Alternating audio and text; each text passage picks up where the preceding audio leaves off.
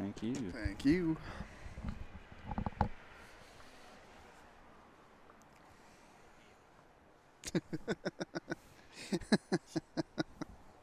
And we are live. Welcome back to the 2018 Canadian Outdoor Singles Championships. I'm Jake Shuknick, joined again by Charlie Taylor. How are you now, Charlie? I'm starting to fall into that tired category that you're in, but Yeah. doing all right. Can't complain. At a bowling green on a weekday is a good thing.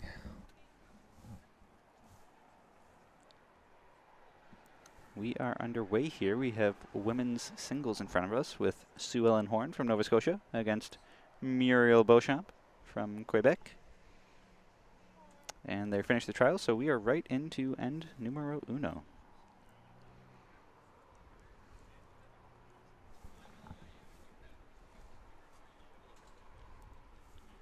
It'll be interesting to see who's wins this battle of the East.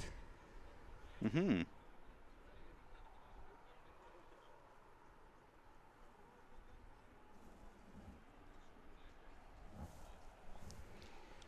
As always, if you want to reach out to us, send us a message on Facebook or Twitter at BCB Bowls on Twitter, facebook.com/BCB Official on Facebook.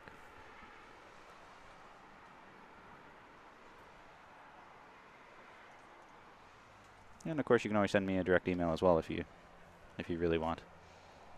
So it looks like Muriel has the raspberry riffle bowls, those pink ones coming in, whereas Sue Ellen has traditional brown. And taking a look at some standings here, which you can find on our Facebook page. Looks like Muriel is 1 and 2 on the day, or so far, I guess. Losing her first one to Gigi Chan, 21-12. Losing the next one to Helen Snare of Ontario, 21-13. And then today picking up a win against Anita Navala, 21-9. Meanwhile, Sue Ellen is also 1 and 2, losing to Claire Day 21-12, losing to Anita Navala 21-7, and picking up a win against Gigi Chan 21-17. So that's Pool G with Helen Snare on top 3-0, Claire Day 2-1, and everybody else, Muriel, Gigi, Anita, Sue Ellen, all at 1 and 2. And as always, as soon as we have some standings, rounds available, we'll post them to our Facebook page. I believe right now you can see the women's standings after 3 rounds. And the men after 3, probably after 4 should be done here shortly.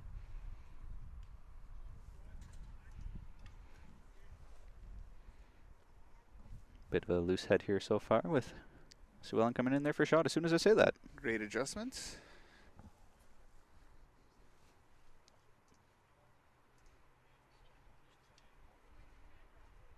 Taking a quick peek at this, it looks like Muriel plays out of the Saint-Lambert Lawn Bowling Club, whereas Sue Ellen plays out of the Dartmouth Lawn Bowling Club.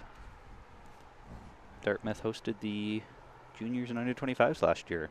Had the pleasure of being there, playing on their artificial carpet. It's not bad. It's not bad. It's always fun when you get a chance to play on the artificial carpet. Mm-hmm. What I would give to have more of those kicking around.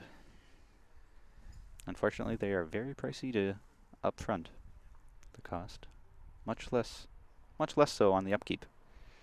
I wish I had an acreage and lots of money. I have neither, so unfortunately there is not one being built at the moment in Saskatchewan. Well, we'll keep waiting until that day when you strike it rich in the lottery. Then there will be a couple going up across Canada. Yeah, beautiful. I'll hold you to that. So based on the camera angle I have in front of us here, looks like Sue Ellen's holding 2 browns. And Muriel's going to come down and take a look, which is a good idea when it's your last bowl, I suppose. Looks pretty wide open to me, though. I think I'd probably just be drawn inside. But when you're struggling with your weight, sometimes that little walk can be enough to make your last bowl count.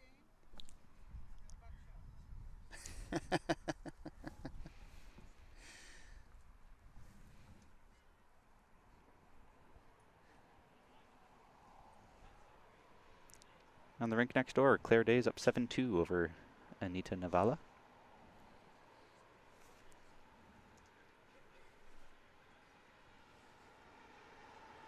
Really great game going on over on the third rink. Dave Hoopy's up 18-17 over Patrick Duramo. And further on down, it looks like 19-15. Oh, no, that game's over. Never mind. Trisha Bucknall and Anne-Marie Seitman will be starting up here shortly on that 4th rink down. As Muriel's drawing around, didn't want to come in all the way. I think that's 2 for Sue Ellen. Definitely a little case of the first end there with the loose head and coming up a little bit light there on the final draw. I would anticipate the next couple of ends, both players becoming a little bit more sharp. Mm-hmm. And I'm not going to lie, I feel like it's just dropped about like 7 degrees since 5 minutes ago when we finished off the last stream. I don't know if that's just me or if you're feeling it too, but it feels much, much colder right now than it did 5 minutes ago. I agree with you on that. Temperature drop could have a factor too. I thought it was supposed to go the other way in the afternoon. Not today. Hell, we'll give it 5 minutes and see what happens. Mm-hmm. They're kicking them in. I have no idea on whether that was 1 or 2. We'll see if the marker's going to update the scoreboard for us. I think he is. Big thanks to all the volunteers here, especially the umpires. They've been putting in super duper long days, and it's been quite the event so far with 4s, pairs, now singles. Long hours, but well worth it to bring you some quality bowls. Absolutely. I'd love to give a shout out to one of my club mates, Owen Wright, who has been here for all the championships, and he's one of the first people to leave and one of the last to leave every night. Mm-hmm. Or as I meant to say, he was first here and last to leave. Last here, first to leave. I like it. My kind of guy. So now that we saw almost 5 rounds yesterday, a couple of rounds here today going into the 3rd one, anything in particular that's caught your attention that you've noticed from the singles matches? You were marking a little bit there yesterday, I think. Yeah, some of the things that are sticking out would be some of the guys that are at 2 and 2 that are fighting for their playoff life. It's a little bit intriguing how many tie breaks that could happen. Mm-hmm.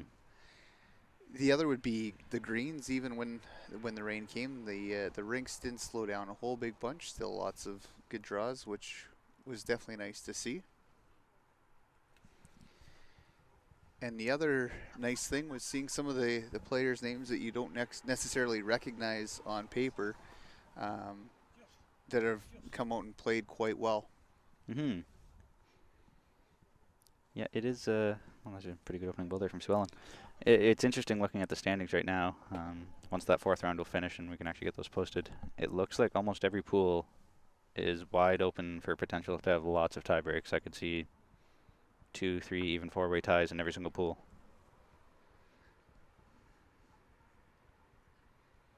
An absolute nightmare for the guys like yourself, figuring everything out. Yeah, figuring that out is going to take some time, especially if we hit into some trouble with delays today and end up going late into the evening. So knock on wood, fingers crossed we don't have that.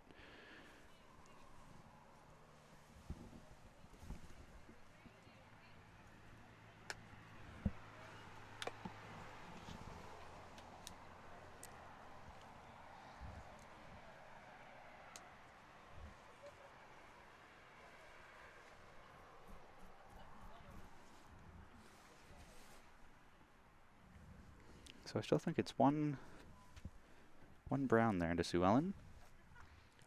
And as soon as I say that, naturally Muriel's going to draw that off for shot. Great adjustment off her first. Only needed the extra couple feet, and yeah, excellent adjustment.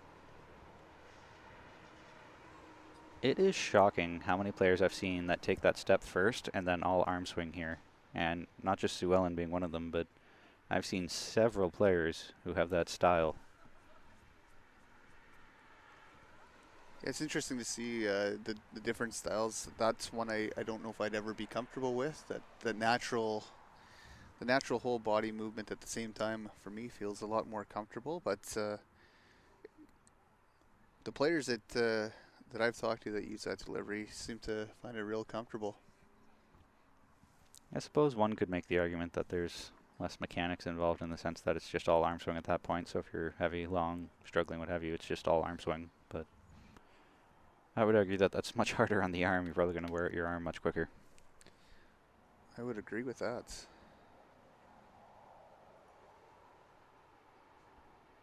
in the ballpark, just past. So currently 1 for Muriel at the moment. Asking if the last bowl is second shot, which is a valid question, because then you know you just have to beat it, but no, it's not.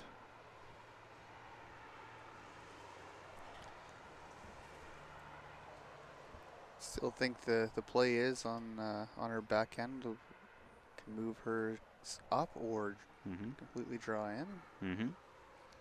Got to make sure you're here. I don't think that is.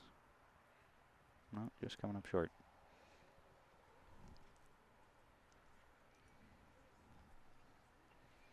But as we said before, with the greens being a little bit more moist, they're going to be much slower than they have been yesterday and the week before. So going to take a little while to get used to that extra push, I suppose.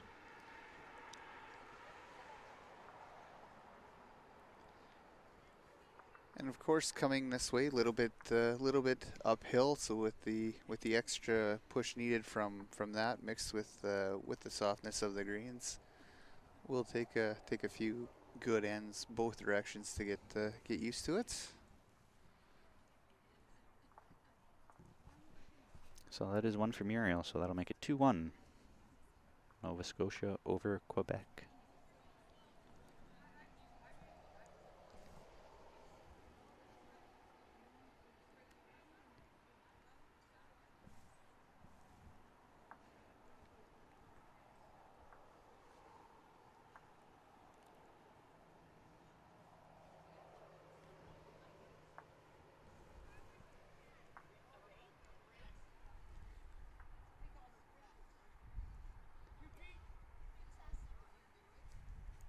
Speaking of volunteers at the event that we were talking, it's nice to see Alberta President Grady Long out there marking. Excellent. He made the trek all the way down here. Had a little chat with him. Always good to reconnect. It's interesting working for BCB. There's a lot of people that I communicate with, email, over the phone, but not very often do I actually get to see them face to face. So I have met Grady several times before, but not every day that you get to actually see the people you're working with. So it's kind of nice to see the face. Absolutely. Nothing quite like that person-to-person connection.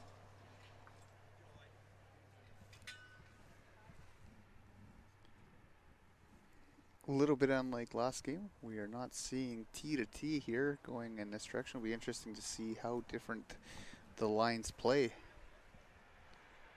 Yowza, this is a very short end.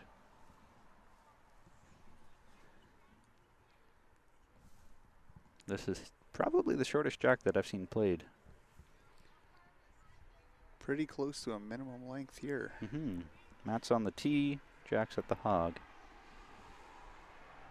I like it though. That's exactly what I would be playing. Especially once you realize how sluggish the greens are out there right now, I would for sure be playing as short as I can. Try to make it less so of a push. Oomph. Pretty good opening bowl. Decent start there for sure. It'll be interesting to see what happens in a couple years. If you and I end up at the same tournament, you'll be playing the shorts, I'll be playing the longs. Well, by that point, I'll hopefully be able to practice longs a little bit more, so I won't be so hesitant to play them. And look at this. Another great opening bowl. Not bad.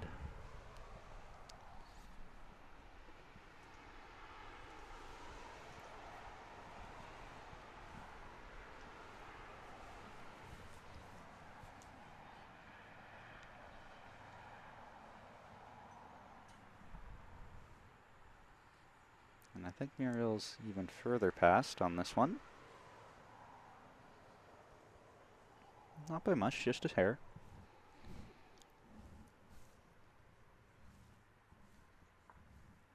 Slight adjustment needed here.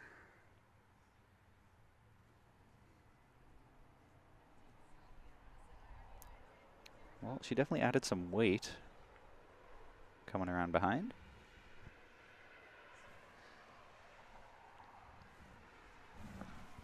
Looks like that one stayed relatively straight.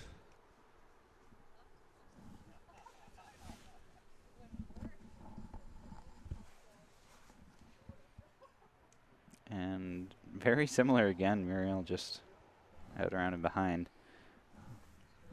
Not a terrible caterpillar drill if that's what you're aiming for. Absolutely. That's how it's really supposed to be done. You're supposed to get just a mat length past your last one. This looks like a better weight. Yeah, this should be another one into the count. That's probably 2 for Sue Ellen. 1 for sure. I think it's 2. Muriel's going to come down and take a look. Struggling with that finish at the end on that hand. It just doesn't want to come back for her. Not sure what type of bowl she uses. Almost looks like an ace. Wonder if it's in here. Team Nova Scotia, Team Quebec. I can tell you Patrick Duranlo's using a size 4 Aero Groove over there in his game against Dave Hootby.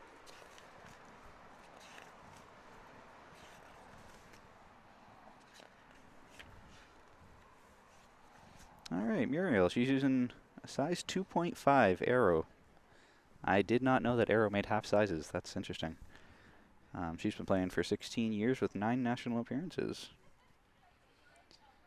Great resume coming out of Quebec.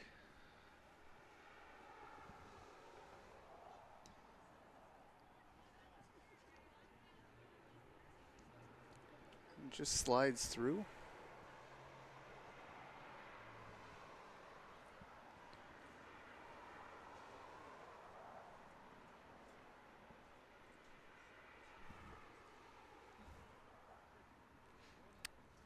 Had a chance to talk to Muriel and Maurice a little bit, and they do a lot of coaching at their club in St. Lambert, so they're quick to get new members out into competition and try to sort of grow their competitive level out there.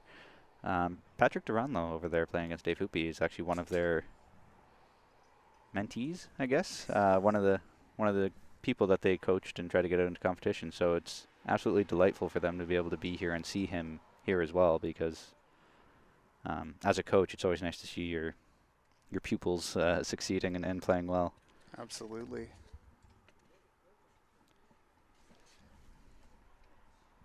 With saying that, I've been bowling quite a bit with one of the new and upcoming talents in Saskatchewan, Lowe, who won the Sportsmanship Award Yeah. in Winnipeg. And it's nice to see the new recruits, young and old, come out and play in these events and play at such a high level.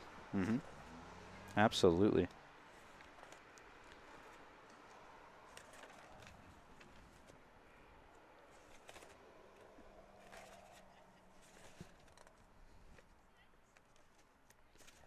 Handshakes over on the third rink there.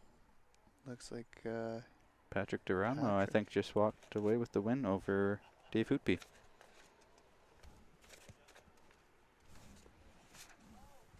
So I don't actually have any paperwork on Sue Ellen. The host club sent out sort of a questionnaire to a lot of the players to say, hey, tell us a little bit about yourself, what bowls you're using, some of your top 3 bowling accomplishments, what have you. So unfortunately, I can't tell you much about Sue Ellen. She's a fresh face to me. I'm not familiar with her on the national championship scene. Great to see the fresh faces out of each and every province. That's why I'm very happy that we're back to capping the singles at 24, because now we're getting more provincial diversity, I guess. More people who hadn't traditionally come to the singles in the past, so great to see. Absolutely. The year I went was an open tournament, and we were out in West Vancouver. There was a lot of yellow and blue around. The year I went out in Winnipeg, Manitoba in 2015, there was lots and lots of yellow. Interesting how they ran it too, because there were 3 different clubs that were hosting, so each day you were at a different club. That would be a tough adjustment to make every morning. I remember driving there with Cody. It took us 2 days, trying to think how many hours, something like 22-hour drive. We were there a couple days early, so we went and practiced at all 3 clubs just to try to get used to it. And they weren't too different. Norwood was probably hands down the most consistent of the three, but it was tricky too because the Norwood club is grass and 12-12 Dakota, which is right next door, is artificial. So you play on Norwood, which is, around 11-second green, and then you go and play on the artificial, which is very, very different. So swapping back and forth between those two was difficult. Talking about the long drive, it's the things that we do for bowlers to play in tournaments. I finished second in a junior tournament when I was younger to John Patulli, and my coach at the time, his name was Keith McKenzie, and I was in double knockout. I had won the A side, and I ended up losing 2 straight to John, and he felt really bad for how it worked out. So I ended up going to my first under 25 at Oak Bay in Victoria. 32.5-hour bus ride there. 28.5-hour ride home. Yikes. It was fantastic. The idea that he wanted to take me out there was one of those mind-boggling things that anybody would ever want to ride somebody or with somebody else's kid for 40, 50 hours on a bus and spend a week coaching him, but I was grateful he did. But when we got to Swift Current, about 2 hours outside of Moose Jaw, I was more than ready to find my bed. Yeah, the things we do for bowls. Travel the world. So you mentioned in that story about double knockout. Do you prefer a round robin or a double knockout or some sort of variation? It's really tough to say. It just depends on how long you have for the tournament. When we're running the 3-day tournaments and provincials, the double knockout usually works out the best. But we've been talking about going into next year. The men's pairs is first here, and anticipating anywhere between 15 and 20 teams. And I'm almost thinking in a situation like that, you may have to go to a pool play. And just to make sure. The pool play is nice too. A lot of times if you're playing a 3 o'clock double knockout game on Friday, there's a chance that you're traveling 2.5, 3 hours to a tournament just to turn around and go home that night. Or you're paying for a hotel that is not necessarily needed. So in that regard, it's nice to see guys get 3 or 4 games out of a tournament and get that experience. Yeah, I'm a big fan of the double knockout, just because every game is meaningful. Yeah. There's really no such thing as a meaningless game. And I know that people have argued with me on this, saying that in a round robin, every game is meaningful. But my personal opinion is that if you're, 0-4 in a 5-game tournament, you have no shot in that last game of making a medal round or advancing to the playoffs. So I would consider that to be kind of a meaningless game in the sense that it's not going to have much impact on where you go, and it's even worse if you're playing someone else who is also 0-4, in which case neither of you can advance. So it's an extremely tough game to play. We had that for our singles this year, where we had a pool that consisted of Alex Scott, Brandon and Carter Watson, our junior champ Mason Boyd, and myself. You have one bad game, you're in a pile of trouble, and basically my third game came down to a battle of myself and Alex Scott. Lost 21-18 to put me out of the tournament, and then had to go out and play 45 minutes later in a game to basically see who didn't finish last. Right. At that point, playing that game, it was one of the more difficult games I've had, because you're trying as hard as you could to put it on the green in your home province, and when you're out of it, it makes it really tough to focus and play the bowls that you need to. Yeah, exactly. But that being said, if there are a lot of teams, as you said, if you had 30 teams, doing a double knockout, it's going to be very difficult to do, especially depending on how many rinks you actually have available to you. So I can totally understand why you would need to have round robin play or pool play. In the sense, going into our pairs next year, double knockout would be almost more painless than playing a double or a round robin with the likes of the Patulli brothers and our champs from this year, Doug and Ernie, and guys like Mark Satilla and Ian Jones, and I mean, there's the Watson brothers. There's the list just keeps getting bigger and bigger with talented teams, and if you're playing a round robin and you lose those first 2 games, you have playing spoiler left out there, but playing spoiler is not always the most fun. Mm-hmm. Might be a little more fun at a national championship, but at a provincial, you don't want to wreck any of. You see the work that all these guys put in, and you don't necessarily want to wreck somebody else's day when you've got nothing on the line. Mm-hmm.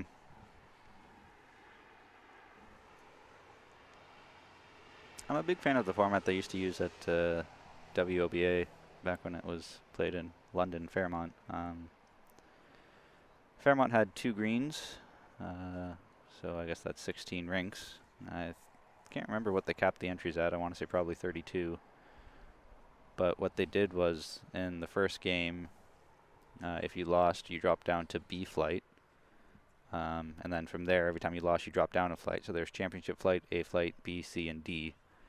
So if you lost the first game, you dropped right down to B. But if you won and then lost your second game, you would drop down to A. And if you keep winning across, you're in championship. So championship dropped down to A, dropped down to B, dropped down to C. And they kept going for, I can't remember how many games they played, 4 or 5, 6, depending on number of entries, I guess. And I really like that format, just because there is still motivation or sort of something in it for you. Even if you lost your first game, your first 2, your first 3, you're still trying to win your flight. So even if you lose 3, 4 games, you still want to win D flight or what have you. So you still always want to win that last game. It also meant for a lot of prizes, though, because they had championship flight winner, A flight winner, B, C, D.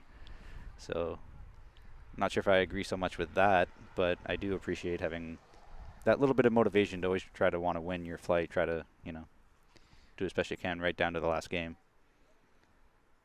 Beautiful bowl there from Muriel. Excellent bowl.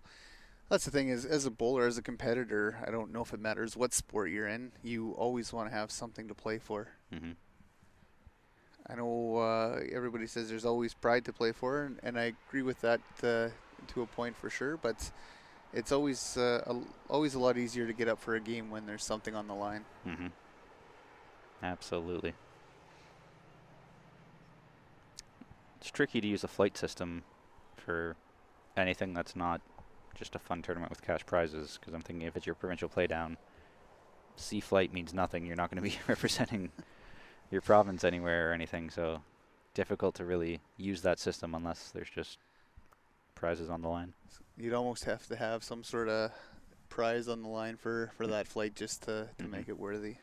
In which case then that gets tricky too, because if you use that at your provincial with championship flight winner advances, what if someone enters who doesn't want to win championship flight and just wants to win some cash prizes or whatever, so then you're going to purposely throw one of your games so you drop down to a flight where you're going to get cash, which is, defeats the purpose of having every game mean something. Yeah, it's a fine balance finding that that perfect way, that perfect system to have it where it needs to be to keep everybody motivated enough to play every game, but reward the right people. Mm-hmm.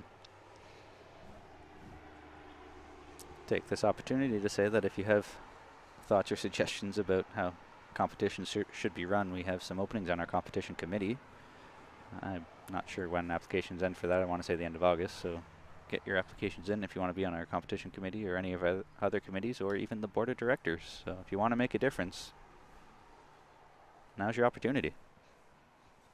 Now's the time to make a change.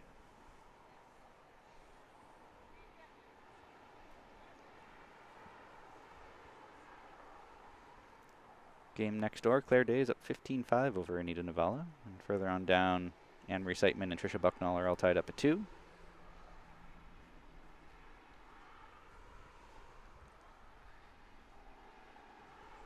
That's pretty much all I can see for now. Oh, another great ball here. A little bit too far, but great effort. Curious if that was intentionally getting position or if she was actually just a yard too heavy. Either way, I don't think she'll be disappointed with where that ended up. Mm-hmm. Sue Ellen's just inside, so I think this will be 2 pink bowls that'll be counting, 2 for Muriel to tie things up at 4. Great start from both ladies.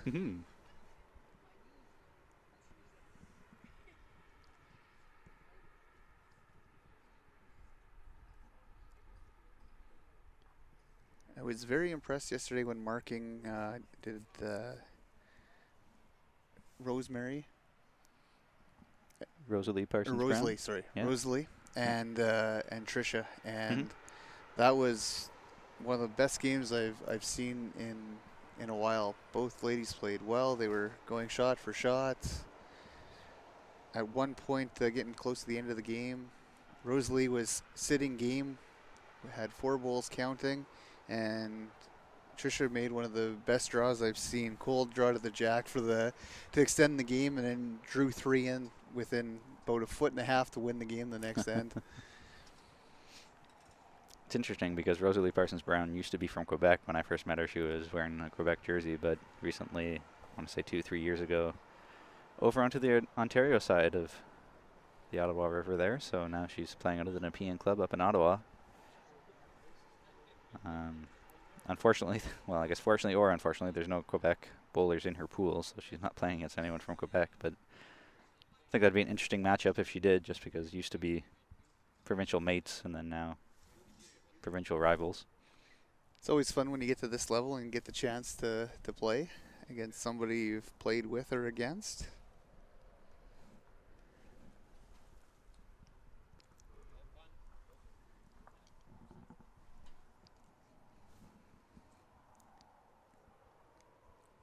You always get a memorable game or two when you're at these events. For me in 2016, playing against Melky Taylor from BC was one of those games that I will remember. It was within 1 in both sets. And when I first got to the tournament with having the last name Taylor, I was adopted as the Saskatchewan son. And when we walked off the green, I got cornered and asked how come I beat Dad.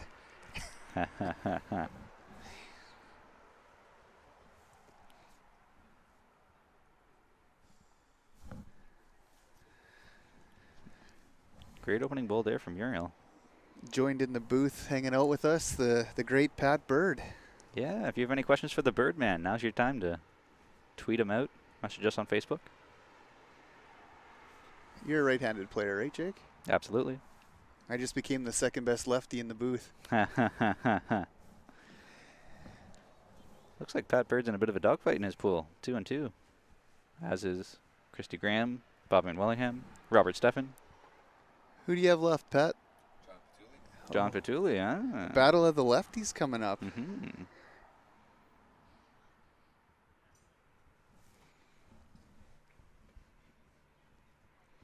So Muriel's lying 1 here, looking to play a similar shot.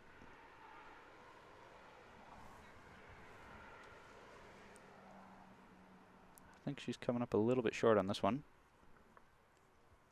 Yeah. Had the line for sure. Again, once she got the jack back, though, immediately went to minimum length. Jack just past the hog and Matt on the tee. Wondering if that's intentional or if it's a little bit of that uphill battle. I think it's intentional with her. Sue Ellen's just around. Great response.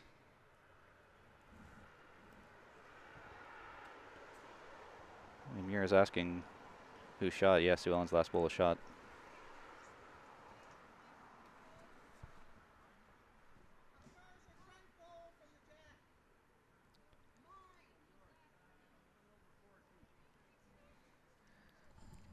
Muriel just wondering how far in front her bowl is, seeing if there's enough room to come around. Of which there is plenty.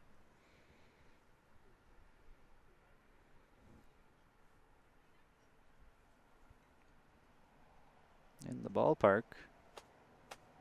Great bowl. Given that that bowl wasn't shot before, I wonder if the one she just threw is. From here, I would say it is. Sue Ellen doesn't need to change much from her last. Looks very close. Oh, that should be one.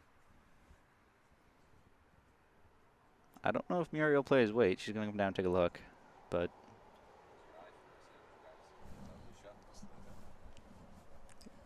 very good opportunity here for Muriel to maybe double out Sue Ellen's bowls and count 3.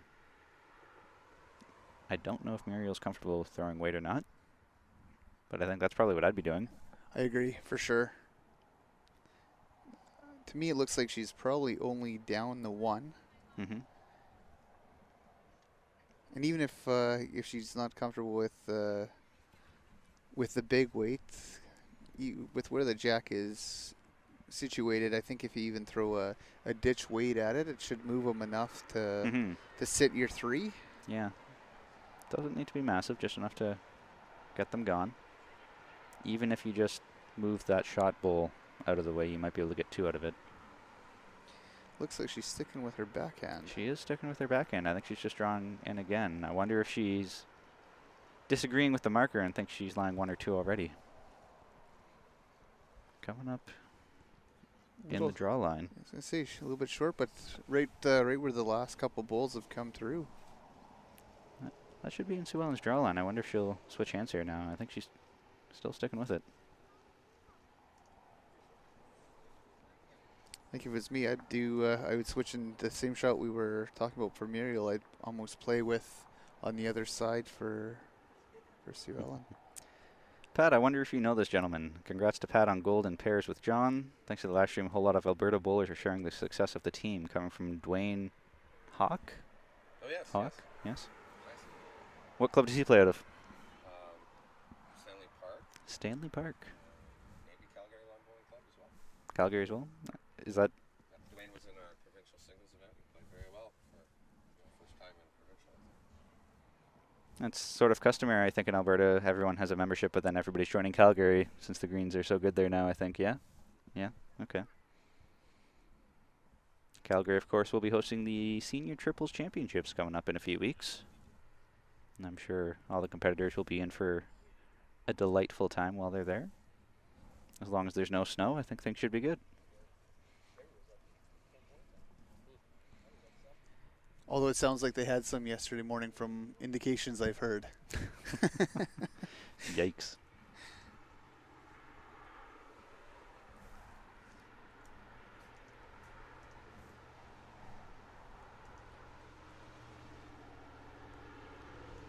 Measure, it looks like it's a little closer than...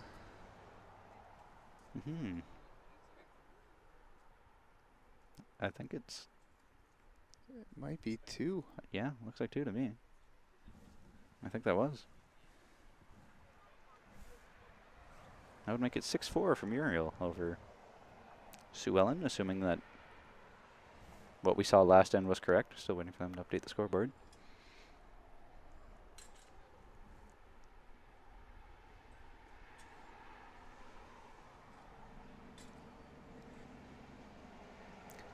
So Pat, I noticed during your games that you only use 1 mat most of the time. Is that something that you've... I noticed during your singles games you only use 1 mat a lot of the time. Just bring the 1 mat with you back and forth. Is that something you've picked up in Australia and New Zealand, or is that just a... It is, yeah.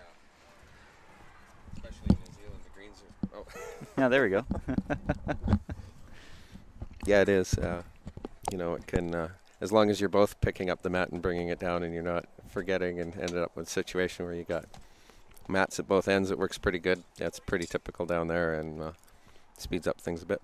Do they only do that with singles, or do they do that with team games too? Just singles. Just singles, okay. And did you find that anybody here objected to that or forgot the mat down at the other end, that it was more of a nuisance, or has everybody that you've played so far been okay with it? I try to make sure that we don't end up with 2 mats at one end, and if we do, I go running down and grab one, so it's all been good. How do you find the greens here? When I was talking to John McDonald after your gold medal win, he was saying that you played extremely well, and the reason that they were there was because you were sort of carrying the team a little bit. You're 2-2 in the singles here. What do you think of these coming off of Calgary being a much quicker green? Oh, they're good. They, you know, the first day we went 1 and 2 in pairs, and we struggled because we were switching greens every game. Not that other teams weren't; they were too, but. You know, it just seemed to affect us. And but then the second day, John really began to lock in. We train full length a lot, and so when he gets going at full length, he's like a freight train, and that's really what happened in the final. He's really good at throwing the jack full length and getting close, and when you play well long, that's a powerful game to play. So yeah.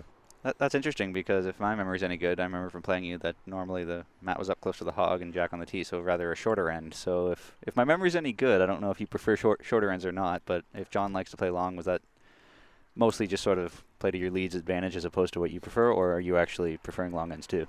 We practice long. I've gotten better at long. I certainly played short a lot before because I was much better at it than long. But we practice a lot full length and minimum as well.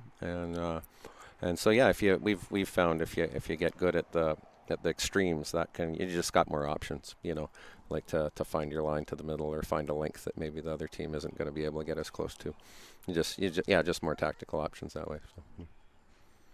So you've played on the international circuit for a little while. You've been down at the Australian Open. You've played in other Opens, other international events. How did you find playing 3 games a day for pairs here relative to other events? I know that down in Australia, down in New Zealand, they do that quite frequently, of long days in the sun. Was this harder because, a little bit colder, or it was supremely hot here as well, or was it just sort of comparable, another day, another bowl? Yeah, pretty comparable. I think, we've most of the pairs games are taking 2 hours to 2 hours 15 probably. Mm-hmm. For 18 ends. It is a little bit quicker down in New Zealand, but I mean, some of that is like the greens are smaller. Like you only got to kick the balls about a foot to get them in position for the next end, it seems. There's and here some people are used to using the rakes and stuff like that. So they actually use up, and then of course the ground sheets are probably where you're in a situation where, and they do need to be used here a lot in the shade because it's very soft. So that's got to slow things down as well. So there's a few reasons that the games are taking a wee bit longer, but no, pretty similar. Three good games a day and 18 ends. The better team's usually going to win in 18 ends. So it's good. You said the greens were a little bit smaller in New Zealand? They're shorter? Yeah, in Dunedin there's like 28 clubs I think in Dunedin, and most of them plinth to plinth is 33.5 meters. So like this green would probably be 37, and the other factor is their minimum length jack is the world standard of 23, whereas ours is 21. So the difference between a short and a long length there is like 6.5 meters most of the time, and when a green's running 17, 18 seconds, it actually feels like if you're coming from here to there, it feels like the same delivery to everywhere, right? So yeah, that's very true. Whereas here there's if you're being outdrawn down there, you're going to be outdrawn and you're going to lose. But here, if you're going bad at one length, you can really change the game by throwing it a different length and just turning it into more of a forceful kind of game or a more finesse game or stuff like that. How do you find your deliveries changed, if at all, playing in New Zealand compared to playing here? Because you've played in New Zealand a fair amount recently, I would speculate. So have you had to actually change your delivery, or is it just a little harder? No, I don't think so. I think a lot of it for me is about controlling my rhythm and just slowing down there. I tend to take a fairly long backswing compared to others, so I don't really change that there. I just change my tempo and maybe start a little lower. Start a little lower. No. Okay. Tricks from Pat Bird if you go down in New Zealand to play in there. I don't know if you want to play in the New Zealand Open or club tournaments or what have you next time you're in New Zealand. Well, I got to go warm up for my game, boys. Thanks for having us, Pat. Thanks to you guys for live streaming all these games for the people out there. I know it's real popular. Our pleasure. That was Pat Bird, fresh off his gold medal men's pairs victory a couple days ago. Currently a competitor in the singles event here, and he's sitting 2-2 in his pool. Head on over to the Bulls Canada Facebook page and scroll down to one of our more recent posts to find the photos of the standings results. It's always good to have the Birdman come by. Absolutely. The Birdman is one of my favorite players. Always friendly, always ready to help out where need be. Always has something insightful or something thoughtful to say as well. Always learn something from him. It's one of those things with Pat is he's always calm, cool, and collected. And one of my most favorite bowls moments that I've had to memory was in West Vancouver when he won these singles. Mm-hmm. He made one of the most insane draws I've ever seen to win it, and the emotion on Pat was absolutely fantastic. There's a few of us who were sitting a little bit off to the side. He turned around, big smile, arms in the air, and came running over and gave him his the first hugs there, and you could just see the pure joy and elation that he'd worked so hard to win that. I mean, there was not one person, not one competitor that was mad that Pat had won that week. Right. And that was the first time he won the outdoor singles, I think? It was. Okay. Yeah, with the amount of work and effort he puts in, I feel like he's always in a final or medal match, whether it's indoor singles or outdoor singles. He's always there. Back to the action at hand. I believe that Muriel just picked up another couple, which would make it 8-4. If my eyes are any good, which they're usually not. I believe you're right with that for sure. Muriel's playing a very, very strong game. Mm-hmm.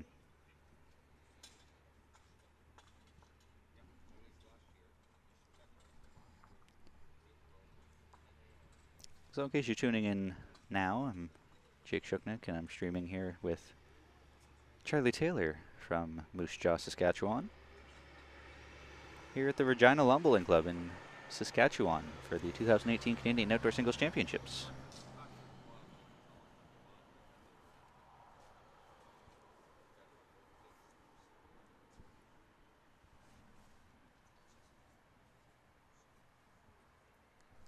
So I think the key so far in this game has been when Muriel gets the mat and the jack, playing it short. This is actually one of the longer ones, although it's really not that long. It's just extra couple feet past the hog. With the way she's been playing, she's a lot of her bowls have been about 1.5 feet through from the shorter jack. I would anticipate this first bowl to be relatively close. Mm-hmm. Well, that's key. That's what you want, is to be just maybe a foot past the jack, and that's a very effective first opening bowl. And as you said, first bowl very close, probably about 2 feet through. Every end she's thrown the jack, she's put Sue Ellen in a little bit of a challenge in just what every end this game. That opening bowl is so important. Mm-hmm.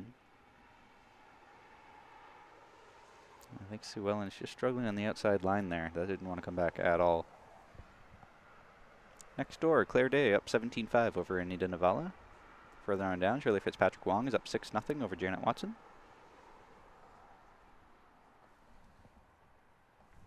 And further on down, Anne-Marie Seitman is up 5-2 over Tricia Bucknall. And I believe that is Jan Robinson up 12-7 over Ann Morissette.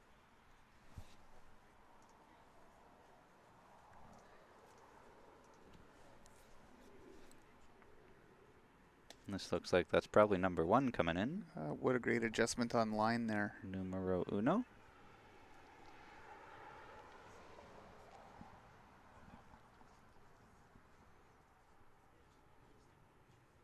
Calling it a measure. Was he saying 1 in a measure or just a measure? I think he was saying just a measure. Huh. From where we're sitting, that looks like that's for sure 1 for Sue Ellen. Either way, I think, and it did force Muriel to play the other hand at it. Curious if she'll get the rub. Doesn't need it. Just a little too far. I thought she was going to stop much sooner than that. Good opportunity here for Muriel, though, with having 2 past the jack. She can now afford to play a little bit more aggressive, trail the jack, bring it through.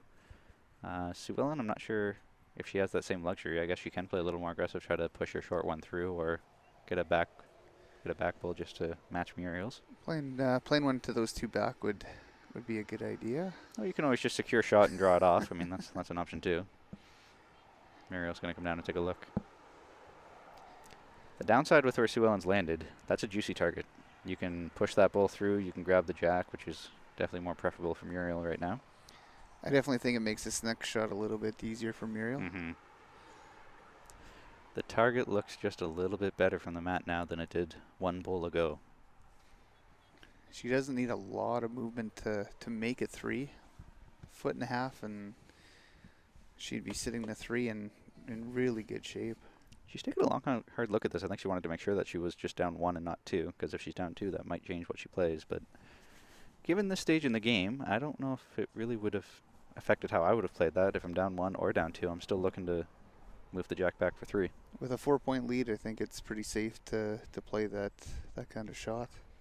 The fact that you're only at potentially 8, assuming that we're right with the score being 8-4, still very early in the game. You can afford to take a small risk like that. I think she's on her backhand again. She is. That's interesting. Maybe it looks a little bit better from the mat to play on your backhand to grab the jack. Yeah, she's not far off. And she's got her. What a bowl. What a shot. Trail for 3. Beautiful. Absolutely beautiful. So I think Sue Ellen's going to wait for the marker to finish chalking to ask, is it actually 3? No, just visualizing her line. Coming down for a look. I think that's a smart idea on this one. Jack movement and in a little bit of trouble here. And now with every single bull on the rink being in front of the jack, being short, finding the right line through there might be a little tricky to navigate through. The draw to get even cut down more than 1 is really, really tough here. I would be tempted to play the other hand, maybe just push weight through onto those 2 pink bulls, push and stay. Nothing super aggressive, just enough to push it out and stick. So you're either down 1 or up 1 after you're done. If you could hit right in the center of the 2 bulls, if you can get the split, get them to split and roll through, you should have shot. I don't even know if you need ditch weight at this. No, I don't know if you do. I mean, a yard through maybe would do it. Absolutely, you could if you can throw that kind of weight. I'm not sure if Sue Ellen is a big driver or not. But I definitely think you need to be up into it. I don't know if drawing it off is such a good idea right now. Especially with her bulls, don't seem to be moving a whole lot. She is throwing. I think she was trying to draw based on that kind of weight. That wasn't quite enough to really push much.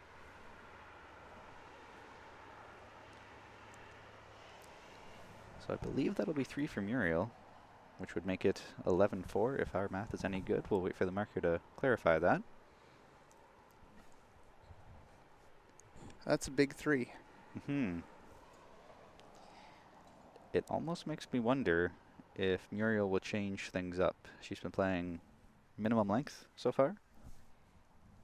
And I'd be curious to see if she changes to sort of a medium length or a longer length. At this point, I don't think she would, but I know myself I wouldn't. Growing up, Dad's favorite saying was, if it's not broke, don't fix it. And right now, everything seems to be working very, very well for Muriel. She seemed to settle into a real nice groove.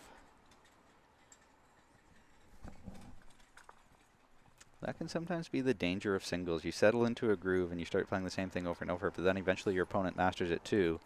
And then once they start mastering it, then they change things up and get into a groove and the momentum changes. So that's tricky, whether you stick with your groove and hope that they don't master it, or if you try to change it up to disallow them from getting into a groove, disallowing them from ever finding it. It looks like she did go to the same similar length as it was last end.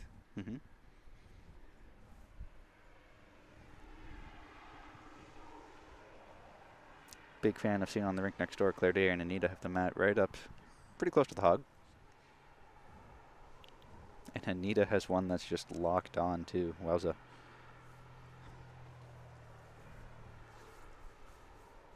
Two of the nicest women in bowls. It's kind of fun getting to look over once in a while and see those two duking it out.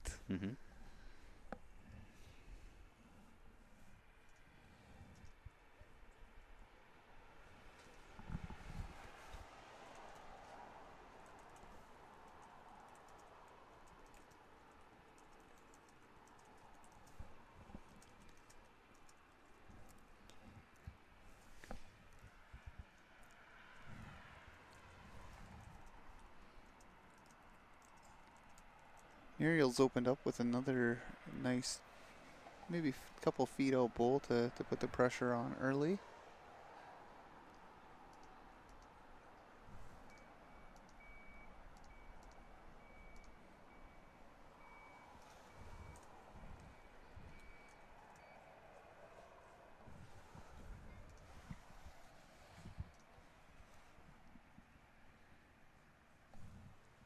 It almost looks deceptive the way the stickers are on Sue Ellen's bowls. It almost looks like she has them backwards. Yeah. Just a big blue dot on the Oh, side. what a great bowl. That'll be one Nova Scotia at the moment.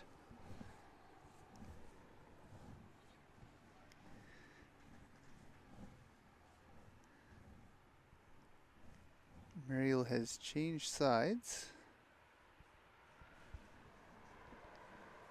And just missed the jack on her way through. Wow. Again, though, she's giving herself options by having bowls past the jack. You're Sue Ellen, you don't have to change a whole lot from that that Yeah. last bowl to put Some quite a bit of pressure on. Yeah, can really put some pressure on. I think she's close here too. Very close. Just missed that trail. Another incredible spot there. Holding two, that might be enough to make Muriel rethink things. Yeah, she's going to come down and take a look at this. Not sure if you can still trail the jack back to her pink ones now. I think that's in the way. Mm-hmm. I almost think the front boulder may be in the way of the line as well to get there. So what do you do now if you're Muriel? I don't know if she can throw enough weight to blast those two away. I almost think you just have to draw down. The same way that Sue Ellen just did, same hand? Sue Ellen, yeah. Either rest the bowls or at least try to make it so drawing that that third shot. At this point, I think your cut down is pretty tough. You're either going to get shot or you're going to end up third. It's pretty tough, but either way, I think you play that hand And prove us wrong. I think she's just sort of upped the weight to still try to go for the trail. And just got on the outside line. Huge opportunity here for Sue Ellen to get back into this game.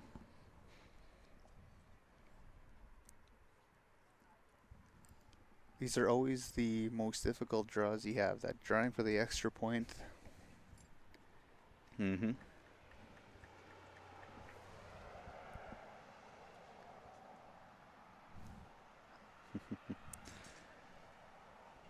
Reminds me of when I played provincial pairs, kind of a final, I guess. A few years back, I was playing with Cody, and I was against Steve McCarahan and Adam McCarahan, and it was double knockouts. So, well, modified double knockouts. So once you lose the gold medal game, you're not out of it yet. So you still have to fight a few more games to try to get back to silver. But winner of that game automatically got gold. It was a really weird format. But anyway, we were playing, and I found for Steve, every time he was down a handful, down a bunch, he would make the most ridiculous clutch shots. But every time he was already lying one and just had an easy draw for 2 or 3 or whatever, he would always butch it and just not get it. So I think you're right that drawing that easy last bowl draw is really a hard shot to do.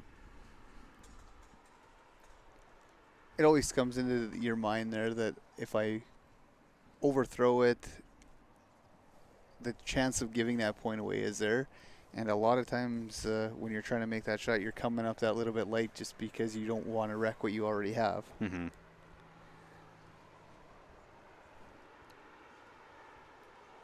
So I believe Sue Ellen actually got a couple there. Would make it 11-6.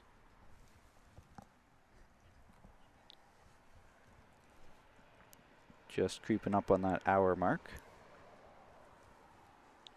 It'll be interesting to see what Sue Ellen does with the mat. We've seen a lot of short jacks from both players at this point. Be interesting to see if she maybe wants to stretch it out and try something different here.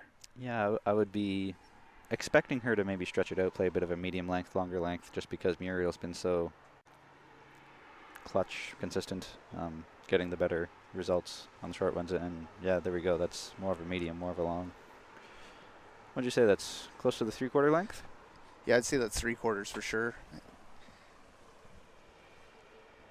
I think conditions are dictating that as well. I think the way that Muriel has played the short to medium, if the conditions were a little bit, the greens were a little bit quicker, I think you would have seen that jack go a little bit further to try to really stretch it out.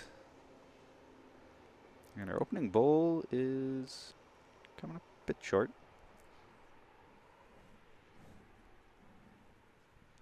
We'll see if Muriel gets down and has a real deliberate, longer follow through.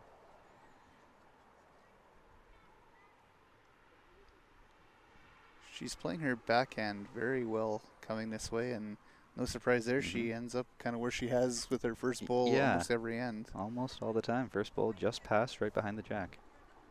Great opening bowl. Shirley Fitzpatrick Wong is up 9-0 over Janet Watson. Claire Day from Alberta up 17-9 over Anita Navala. Jan Robinson up 14-7 over Ann Morissette. Sue Ellen Horne has just drawn around to the back.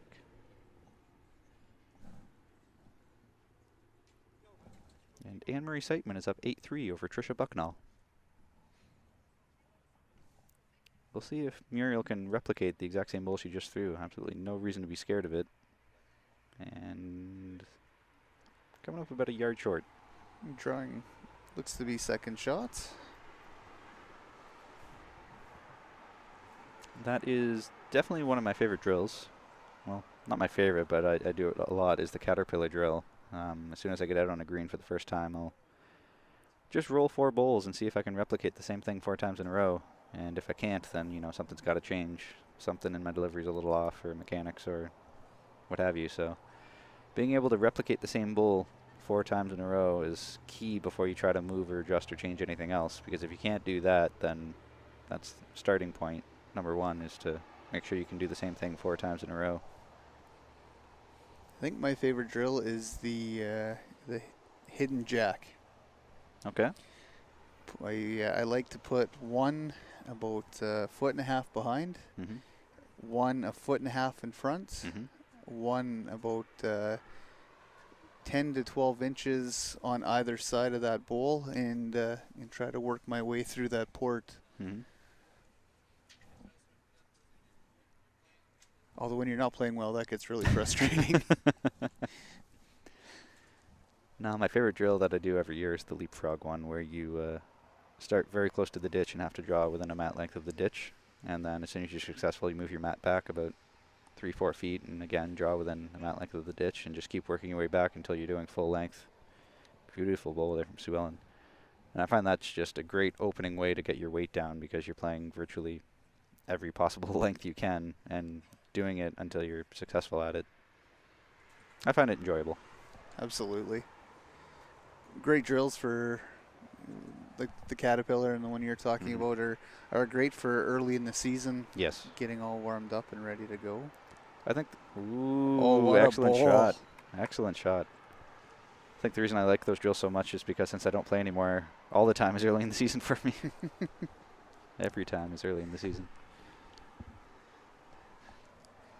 So that should be at least 1, probably 2 for Muriel. Put her back in the driver's seat. Great end there. That would probably make it 13-6, I would think.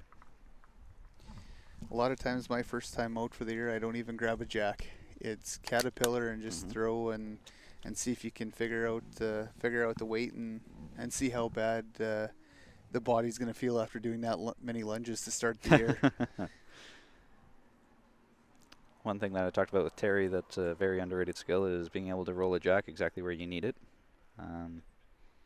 That's one thing that's always actually sort of come natural to me. Once I have my weight down for bowls, rolling a jack just comes naturally. I can always put it within about the length of a shoe of where I want it. But if that doesn't come naturally to you, I would strongly recommend go grab 5-6 jacks and just start practicing rolling jacks so you can get it within a mat length of where you want it.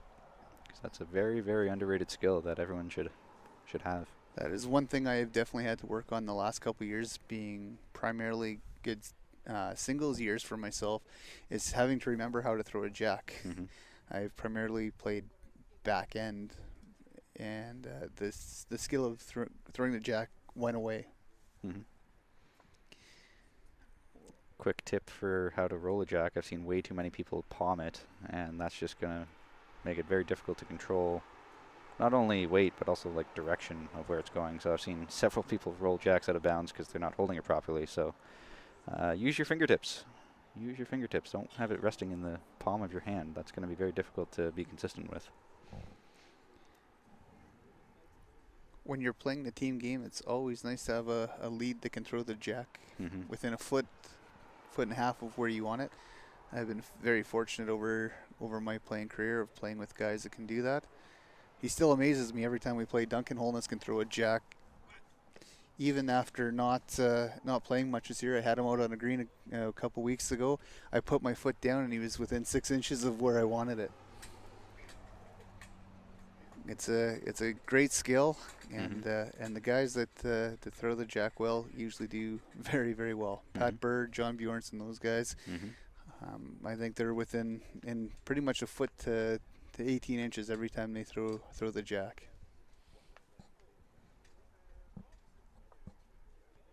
I look forward to the day when our elite level athletes who are always at national championships become household names, where people who are watching the stream will know who we're talking about because they're actually following along intently and are big fans and can actually use household name appropriately. Yeah.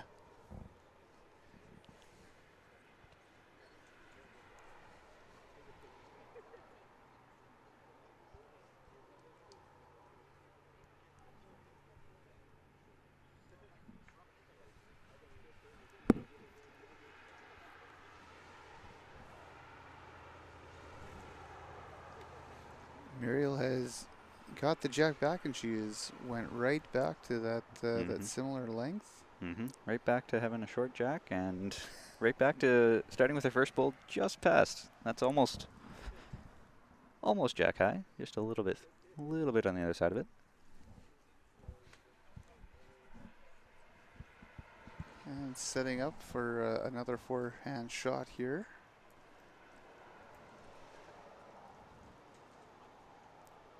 Could be in the neighborhood. Marker's getting close, and great effort. That's a very good second shot. Shrinking the scoring area right away. This is shaping up to be a very good head after one bowl from each player. Next door, Anita Naval is not going away without a fight. 17-10 for Claire Day. She's been stuck on that 17 for a while, though. Further on down, Shirley Fitzpatrick Wong's up 11-1 over Janet Watson. Anne-Marie Seitman's up 10-3 over Tricia Bucknell. Anita just threw another gem to make Claire make her last shot here. They're going shot for shot over on that green during this end.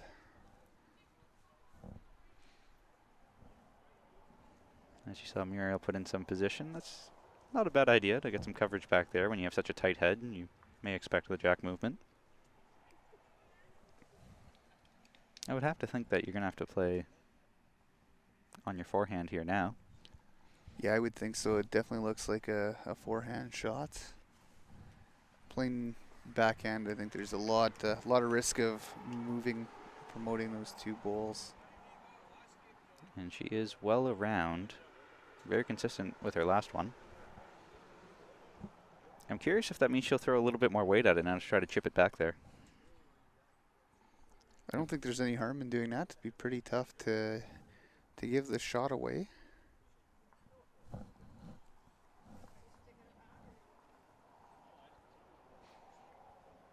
Sue Ellen's trying. Grabbed the jack and made a beautiful trail. What a shot. That makes it a lot harder. What a beautiful bowl. So now it's... Yeah. Muriel's going to come down and take a look. But now I'm thinking, is it almost easier now for Muriel to trail it back to her three and try to get it back there? Just throw a little bit more weight. Bowl or jack? Bowl or jack's really good. Even if you're coming up narrow, you're pushing yourself into the head. I think playing a little bit more aggressively at this is a very good option. Swinger weight. Heavy enough so that it'll make some movement, but also need to allow it to bend a bit. Can't throw it right at it. Nice little swinger. Muriel's bowls have worked really well on that line when she has been forced to play it.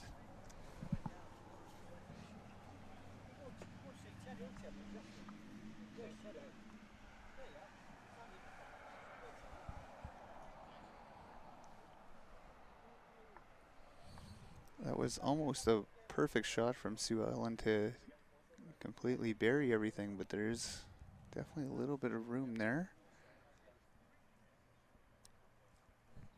She looks close. Just missed the jack on her way through. Great effort, though. So now Sue Ellen just has to throw the exact same bowl to count, too. See how consistent she can be.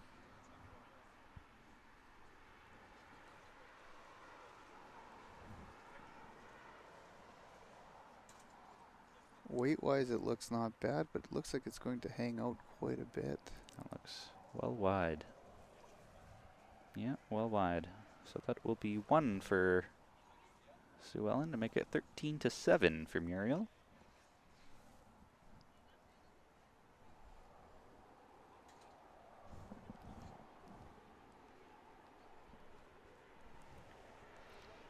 Nice to see the marker helping with with the pace with ladies, bringing the rake out for them. Yeah, that can make a big difference too.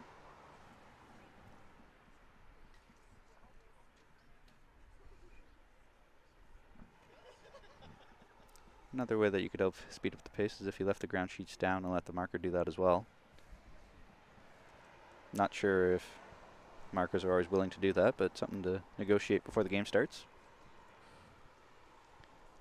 As a marker, that's something that I was definitely doing. Help keep the pace up when it's raining, or you want to keep everything on schedule. Nice to get it out of their way and get them out there playing. And we have a quick change in markers here. That's the one thing with such long days, that putting markers on shifts with continual play. I don't know how long the shifts are, maybe 2 hours at a time. 3 hours. 3 hours at a time, which is, I think, reasonable.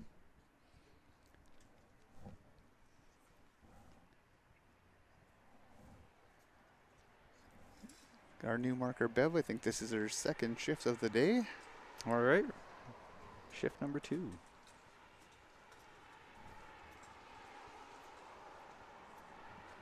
As always, if you got questions or any feedback, you feel free to chime in on Facebook or Twitter, at BCB Bowls on Twitter, BCB Official on Facebook, or send me an email directly. That works too.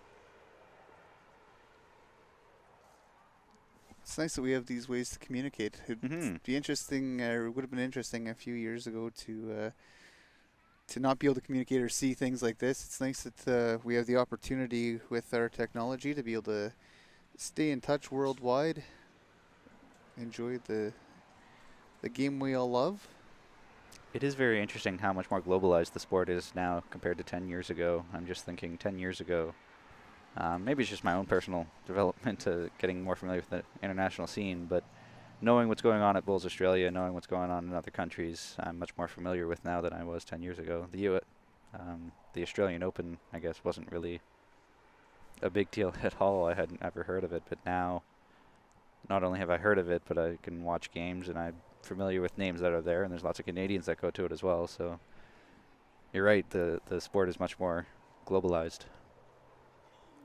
It's really enjoyable when with the Facebook groups that are out there that have the live streaming from all over the place.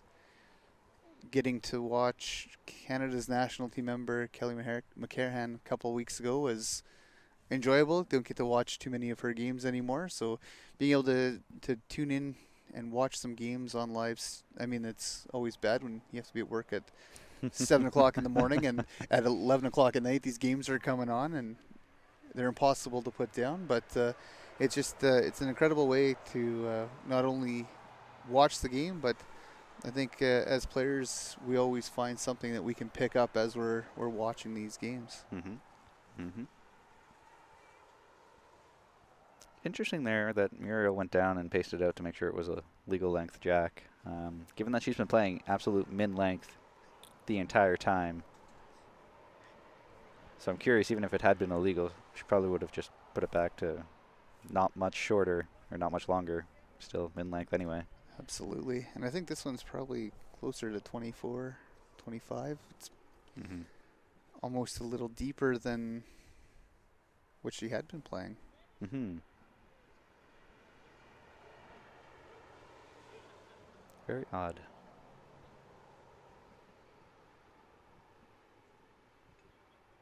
And that will be number 1. Not quite her usual past the jack first bowl, though. Very impressed at the way she's been shrinking the scoring area with that first bowl, front or behind. It's usually within that 1.5 to 2 feet. Just inside. Corey Boudreau tuning in from Nova Scotia saying, great job, Jake. It's nice to be able to watch from home. Hashtag go Nova Scotia go. Nice to have you with us, Corey. Met him last year at the juniors out in Dartmouth, Nova Scotia. Excellent gentleman.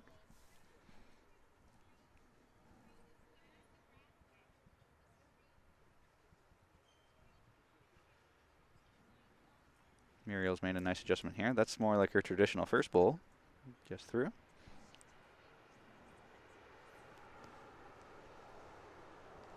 She hasn't really got herself in any trouble throughout this whole game. She's been very consistent with where her bowl placement has been. Hasn't been a lot of opportunity to pick up 3s or 4s.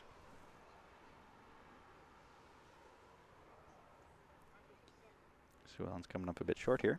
Playing one of my favorite philosophies. If I score 2 and they score 1, and we play that way, I should win the game.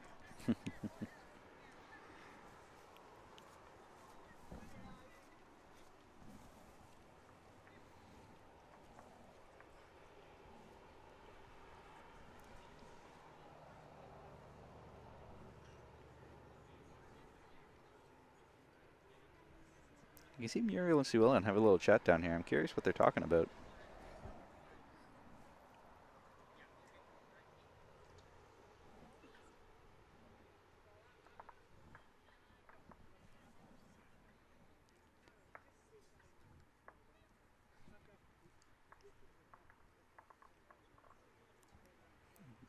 Almost identical to her first bowl there. Absolutely you can, Corey. So, looking on down the line here, Anne-Marie Seitman is up 11-3 over Tricia Bucknall from Ontario. Shirley Fitzpatrick-Wong's up 14-1 over Janet Watson. Claire Day up 18-10 over Anita Navala. And Jan Robinson up 14-8 over Ann Morissette. So now you got all the updates. Muriel's going to come down and take a look at this. If she's not lying 3 right now, I think she just needs to throw some weight at that bowl, roll it over a few times. But I think she could already have a few. It almost looks like 3 for sure from here. I would definitely be throwing weight into this just because if you crash on pink ones, you're bringing them into the count. And if you get the brown one, you're pushing it out. Lots of options.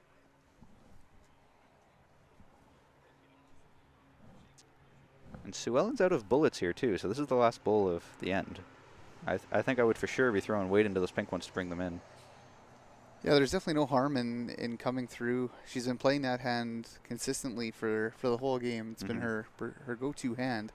So I don't think there's any point in changing hand here. Just play that. I mean, all she has to play is the weight of that she did on her original back bowl. Not much.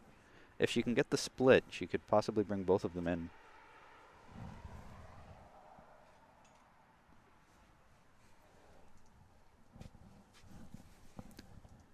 Sorry, Corey. Unfortunately, I do not know the score of Gordon Curtis's game, fellow Nova Scotian.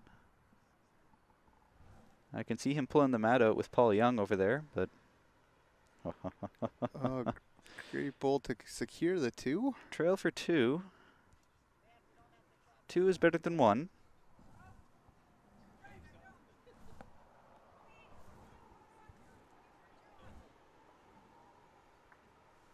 Actually, Corey, now that I'm looking at that scoreboard over there, it looks like they just started. Gordon Curtis and Paul Young. I think they just started, so it's 0-0. There is no score.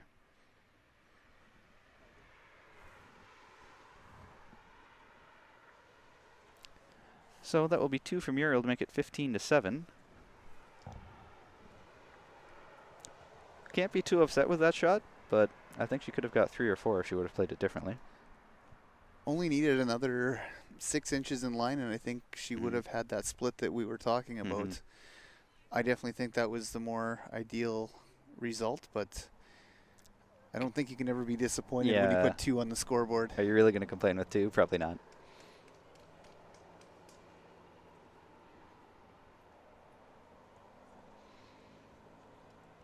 (15-7).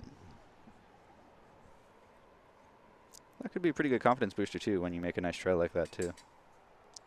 For all we know, that might have been what she was planning, in which case it was well executed. Absolutely.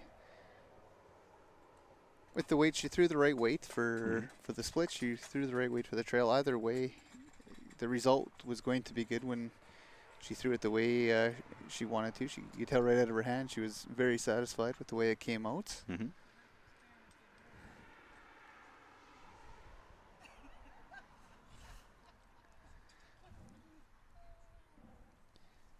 One bowl to go in the rink beside between Anita and Claire.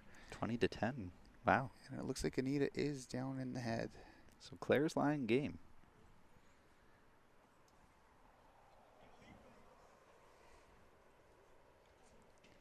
And it's handshakes. And shaking hands. So Claire Day defeats Anita Novella 21-10.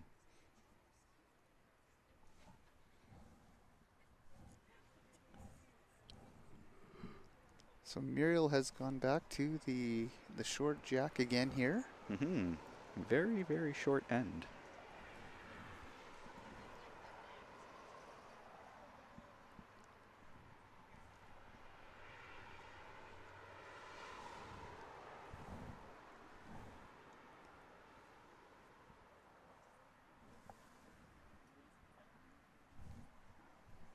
Finished just in behind off to the side. Mm-hmm.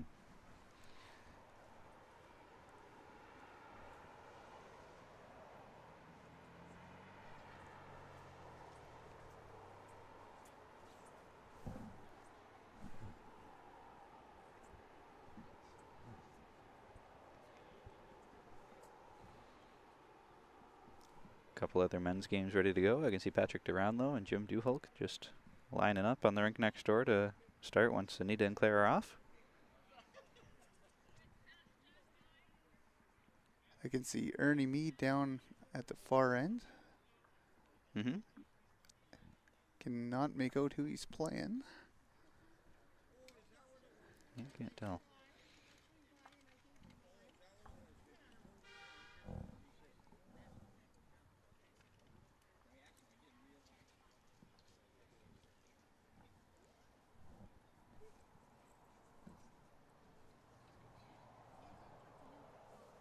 We'll see if Muriel makes a bit of an adjustment here. This one's coming in very nice. Very good adjustment. Well played. Just a nice little jack action on that. Bringing it back just a little bit to ensure that she's lying 2.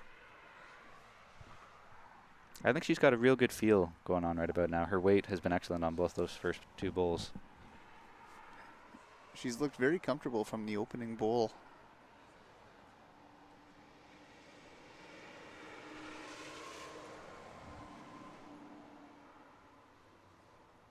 Sue Ellen's close. Wow. What a great bowl. What a bowl. Take that. Muriel doesn't have to change a whole lot here. Just clarifying that she is still, or that she is in fact down 1. Yeah, you're right. She doesn't need to change much. There's a nice little trail there for 3, but similar type bowl, bowl or jack, either works. She's switching hands. Interesting. On her backhand now. Got the wrong edge of that.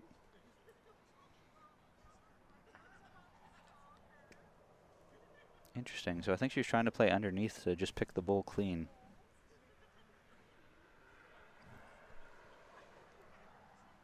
Interesting with the way she's been playing the other hand. Mm-hmm. Was not expecting her to switch. But the angle we're at might have looked really, really good from the mat to do that. Absolutely. And it's tough to pass up on something that looks that good. Mm-hmm. That's the thing. Sometimes you have to throw the percentage shot out the window just because how you see it from the mat is all about confidence. So if you are incredibly confident at making a shot because you can see it from the mat, sometimes you have to play that over the higher percentage shot. I'm sure a lot of people would disagree with me on that and say that you should always play the percentage shot, but my personal opinion is it's all about confidence. I have to agree with you on that. The confidence that you're going to be able to make that shot, the percentage shot will always be there, but your feel for the green, your feel for what you're feeling capable of making is definitely something that I find I would rather play it that way than the percentage. So again, Muriel is on her backhand. I think she's looking to grab the white or the brown, and I think she's outside again. Yeah, just on that outside line. Seems to be hanging there. We did a little bit of that first game. It was almost hanging in that that same spot. Throwing a little bit more weight doesn't help that cause either, so I'm kind of surprised she threw that. If she threw the same weight on the other hand to grab the bull or the jack, could have had a much more favorable result.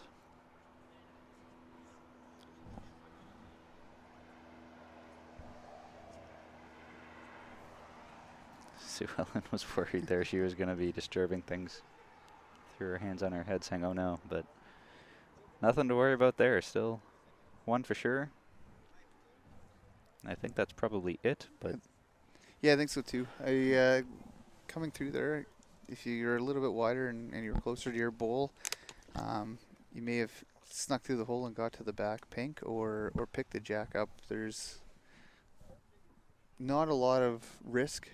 I say that, but if I would have thrown it, I would have given it away for sure.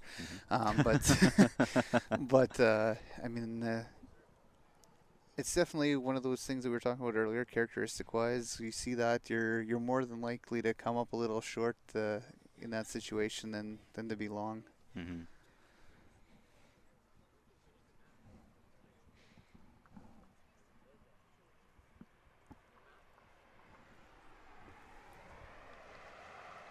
The rink next door is not Jim Duhulk, it's Alex Scott against Patrick Duranlo.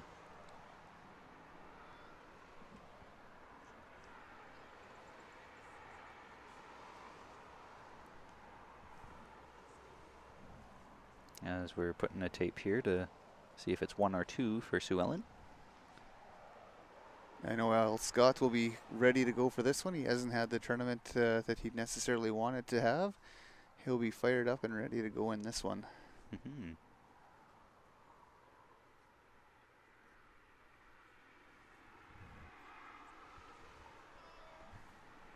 And they've called for an umpire. It's very, very close on our green.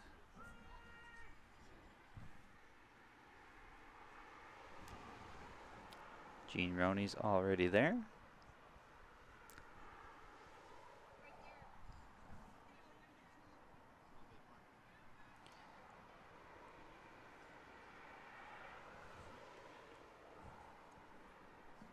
And here comes Doug Normand as well to assist.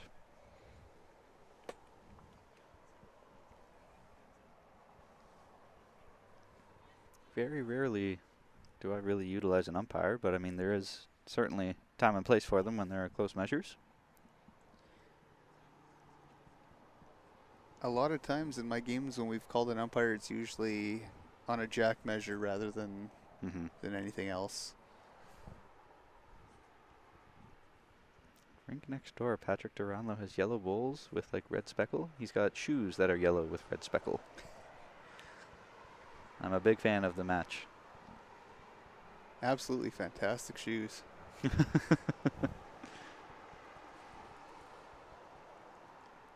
If I can find the right insoles for them, because they're uncomfortable without. I keep saying I have to get a set of Chuck Taylors made into bowling shoes.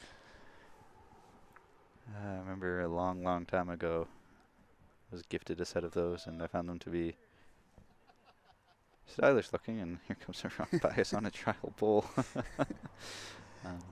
Yeah, I found Chuck Taylors to be kind of stylish looking, but incredibly uncomfortable to wear for more than half an hour on the feet.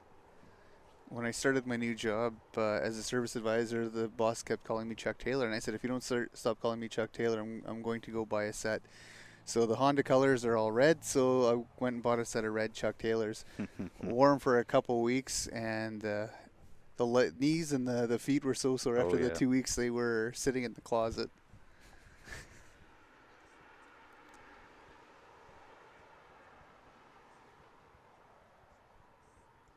So it's currently 12-5 Anne-Marie Siteman over Trisha Bucknall as they're measuring down there. 18-1 Shirley Fitzpatrick Wong over Janet Watson. And that was in fact 2 for Sue Ellen. To make it 15-9.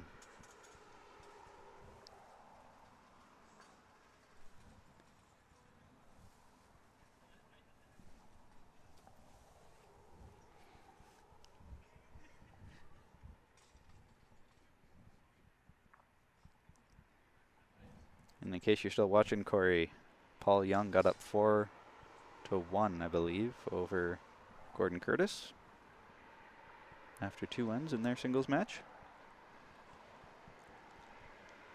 16-10 for Jan Robinson over Ann Morissette.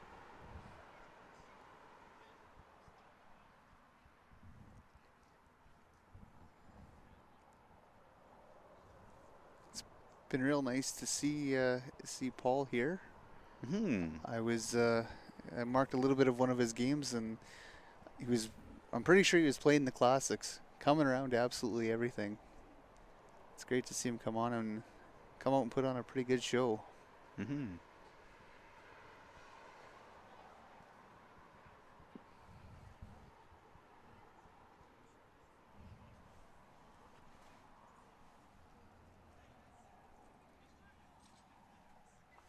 And now that Sue Ellen is counted, she's got the mat right back to the tee again. I would anticipate a medium to longer jack here. Yeah, I think you're right on that. That's what I would expect.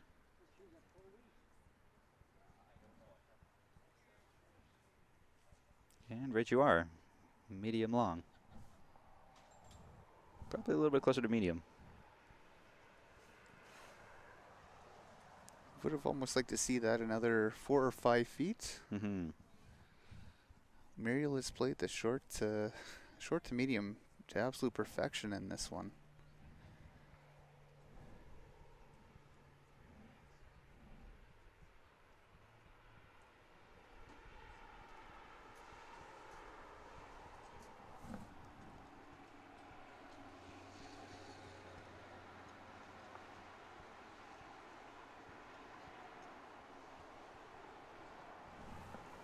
What a beautiful opening bowl there from Sue Ellen.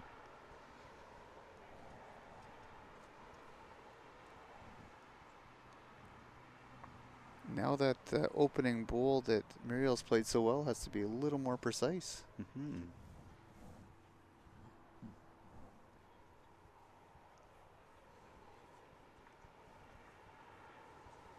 The one nice thing about having a bowl that close is means that your first bowl you can afford to be a little more aggressive. What a bowl. What a bowl. That was a lot more precise. Yes, very. What a great bowl.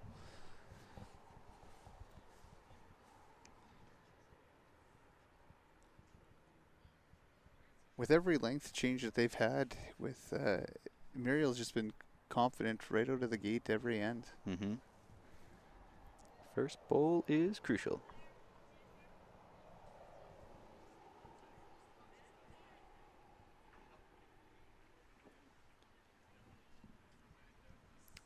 Whoops.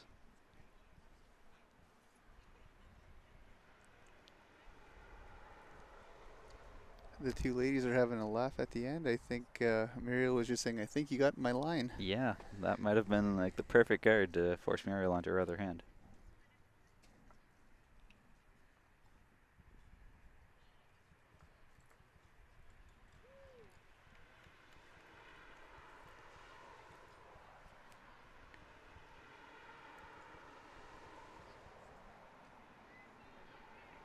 Yeah, I think she got a little bit scared of it.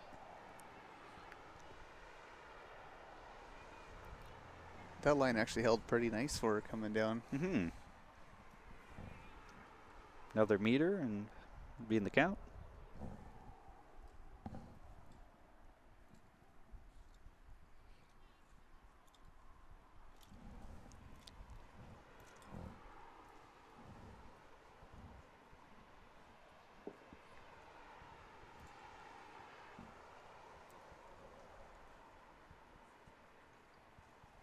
Close again here from Sue Ellen. Oh, what a great adjustment. Great effort.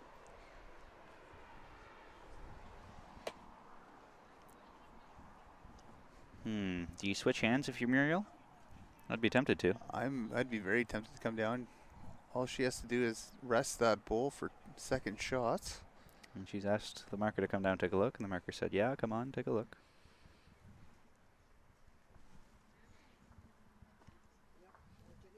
Yeah, I'd be very tempted to switch hands here now. Play on her backhand. Come down, rest that brown bull of Sue Ellen's. The forehand's almost a dangerous shot. You play down and you have just that little bit extra. You're pushing the jack right into that bowl. To secure second shot and to avoid the danger, I think switching hands is absolutely the right thing to do. She for sure needs another bull in the head, so likely looking to put one close. It's nice to have that brown bull there that you can rest against too, so you don't have to have perfect weight. You can play a little more aggressively into it and just roll it through, off and in. Just a foot or two past. Little touch in, get rid of the wing bulls would be absolutely perfect. Yes.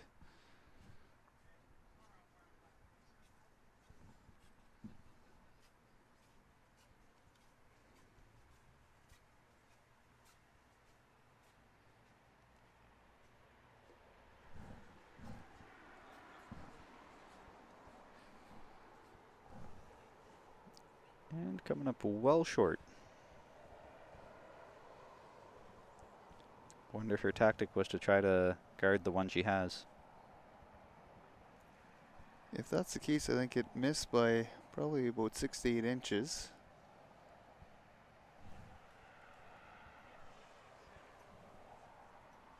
Yeah, Sue Ellen's still on her forehand. Doesn't seem to phase her any.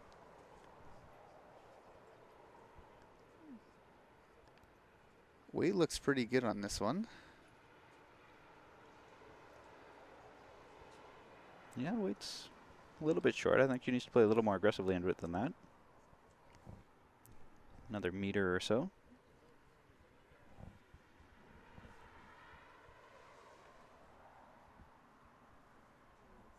And Muriel has come the other way here. And still coming up short, so I think she is in fact just trying to guard that one that she has. That was the last bowl, so Never mind then. must have been okay with the one there. Just taking one is okay, I guess. That'll make it 16 to 9.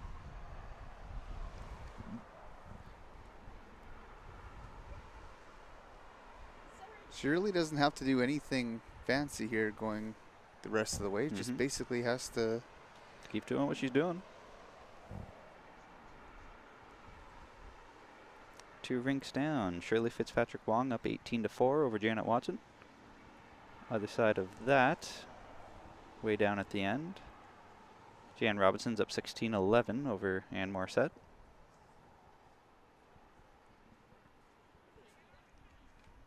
And Anne-Marie Seichmann is up 13 to 7 over Tricia Bucknall.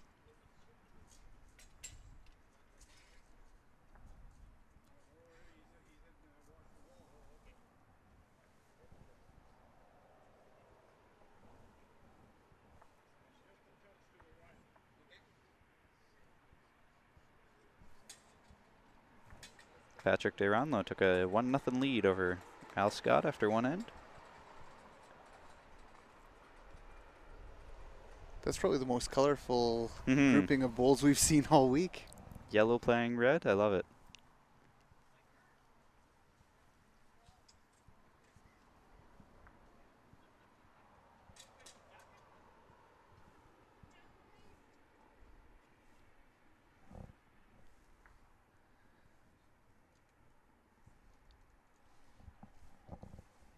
And we should be back to a little bit shorter jack length here. Absolutely, I would expect that.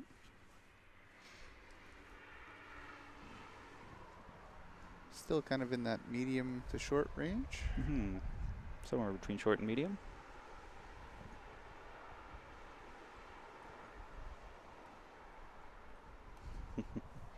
Rink next door, Al Scott's on, Patrick's just beside it. That's a great opening head for one bull each. Patrick's kind of close again. Good position behind, wow.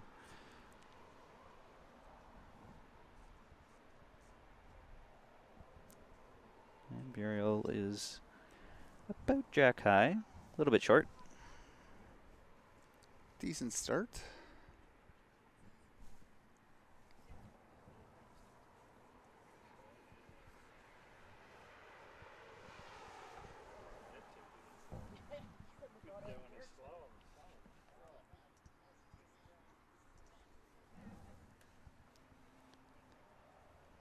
Sue Ellen just sailing through.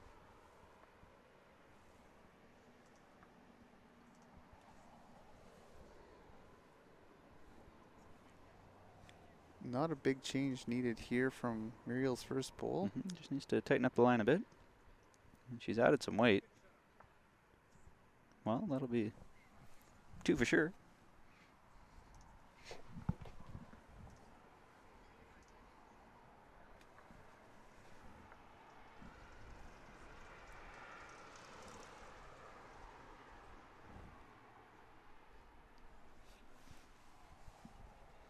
And I think Sue Ellen is still past.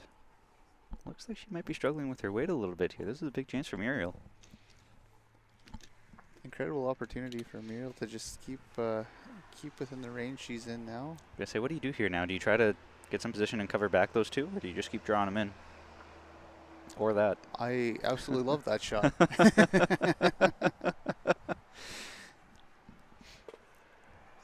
At this point, with the weight struggles of the opponent, I don't know if you'd want to get too close, give a bigger target here. So, with the way the bulls are set up, sitting to 3 here, I think that's kind of the position you'd want. Make your opponent make her shots. This looks like a much better bowl from Sue Ellen. Much better. Well played. 1 brown. No, I think if you're Muriel, little push follow on the brown.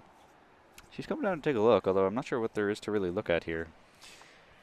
The only other thing I can see is if she wants to play her forehand and maybe wants to see how far the trail needs to go to get the back 2 into the count. I really don't think that that's as much of an option. I think really the main shot you should be playing here is to push that brown bull out. I 100% agree. Any kind of weight just to get it through. Get it far enough you can count 3 or 4. But the downside with that, though, is that it exposes you to anything jack movement to the back, and you're down 4 as well. So I think this one's a little outside. she was playing with the right weight for the shot.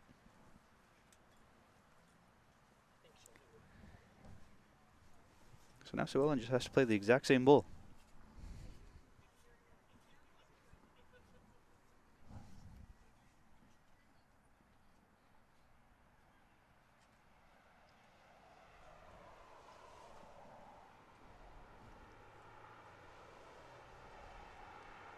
She doesn't look too far off. Well just short. Coming up short.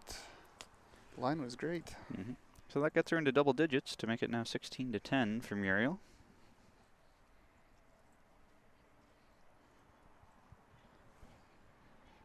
Here in chilly Regina, Saskatchewan. Could almost use the heater in here today. Yeah, no kidding. Although tomorrow they're calling as of 8 o'clock this morning for 24 degrees tomorrow. So That would be delightful. be a great way to have the championship rounds. Currently 13 degrees Celsius, but feels like 12. Not very often do you have a feels like that's lower in August for where I'm from, but I guess that's a Saskatchewan norm. It's not very often in August we can say it feels like October. Yeah, yeah.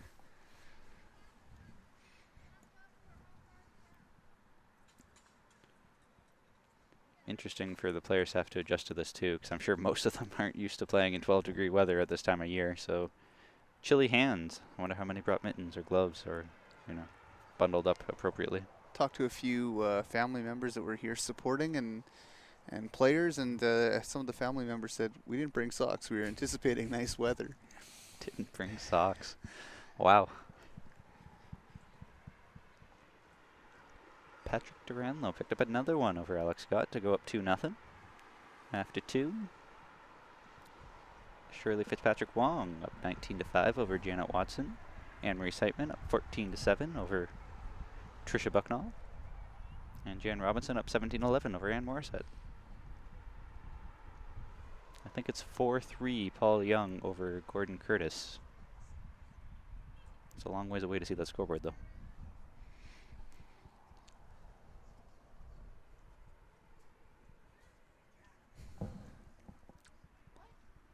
Both players are having a real good chat here.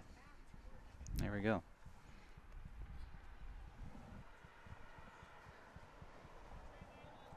And here comes that, which should be a medium length jack. Kind of what we're expecting for sure. On the rink beside, Alex Scott has a draw for 4.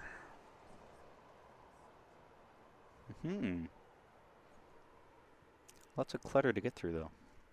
You can just see it there. He's using Red Bulls there.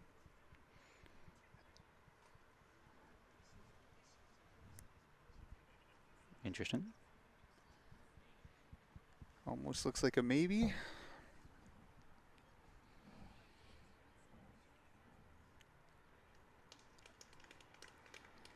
Pretty good opening bowl here from Sue Ellen. I think she's learning from Muriel that you want your first bowl to be just past.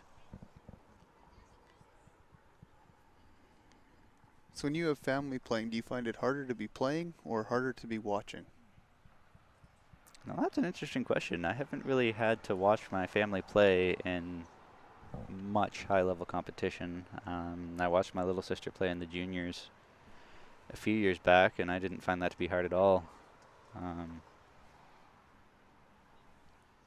What do you mean by harder to be playing? Like harder to be playing against them or with just them? When you're out there playing against anybody or sitting back on the sidelines and playing cheerleader? I don't really mind playing cheerleader, but I think that's specifically just because I haven't really had that opportunity much.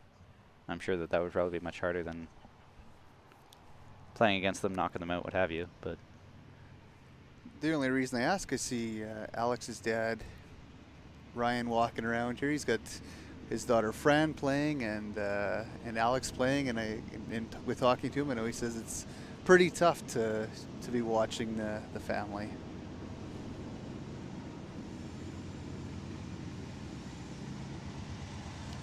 yeah, I hear that a lot, that it's hard to watch. All you can do is just sit there and be nervous.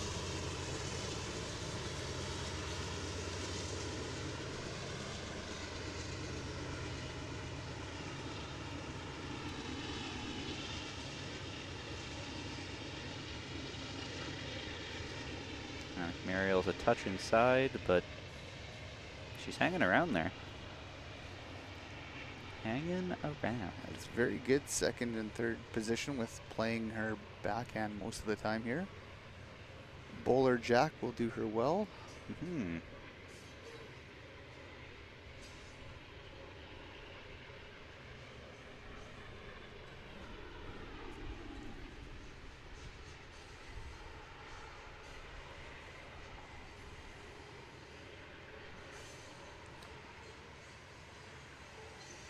With that last bowl thrown, Muriel will come take a look. I think she'll want to see if coming underneath that bowl is possible. I'd be tempted to change hands, but she could up the weight and go for a bit of a trail.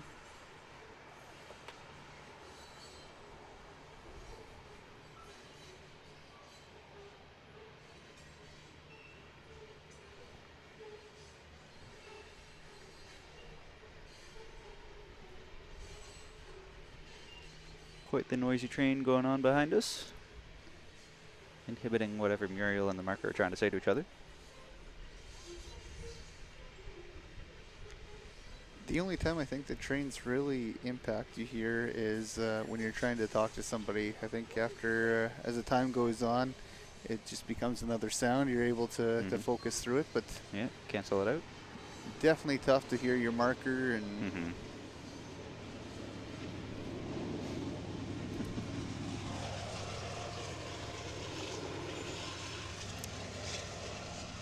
3 rinks down there, Janet Watson's coming alive. It's 19-6 for Shirley Fitzpatrick over Janet, and Janet just locked one on there. Not going away without a fight.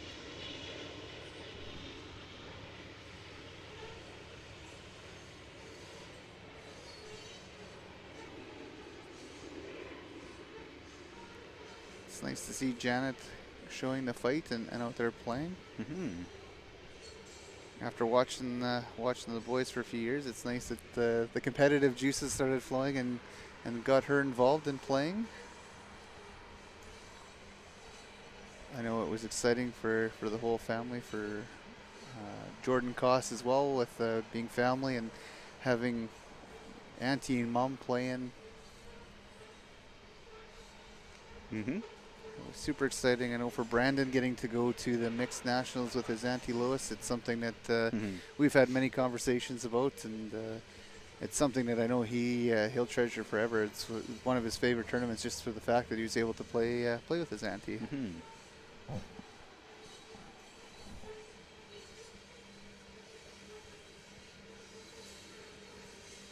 Sue Ellen's close here. Good for 2. Beautiful bull.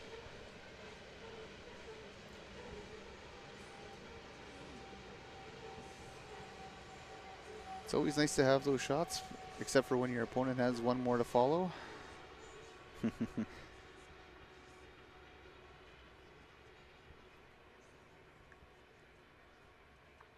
Oh, just about. Oh, tough break. Don't think that's enough to change it, though. I think it's still 2 for Sue Ellen.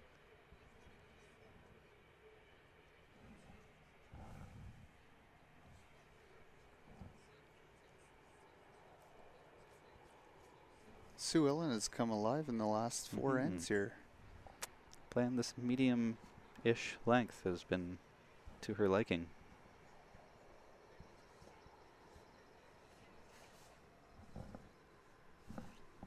Should make it 16-12 as she tries to claw her way back into this. Alex Scott now up 6-2 over Patrick Duran, though, after he got off to that 2-0 start. 6 unanswered.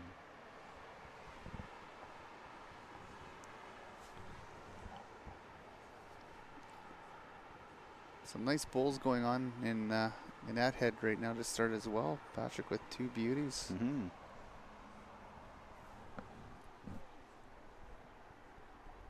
Putting a tape to this.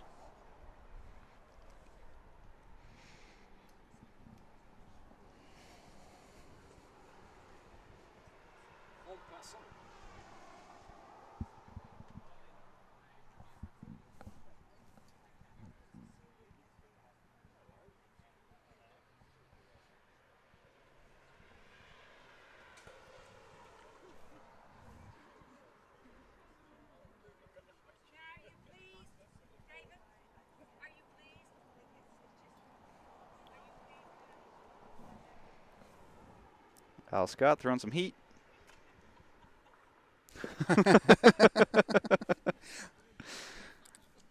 Interesting result on that. I almost thought he was going to get away with it, but not quite.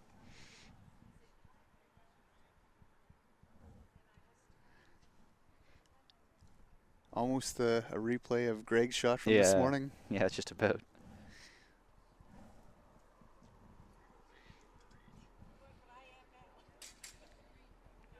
Big chance for there for Patrick, though. He could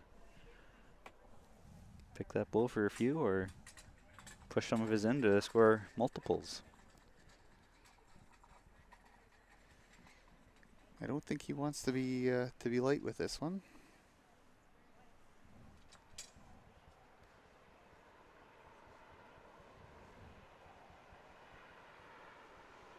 So that was 2. It is 16-12 now. Muriel over Sue Ellen Horne.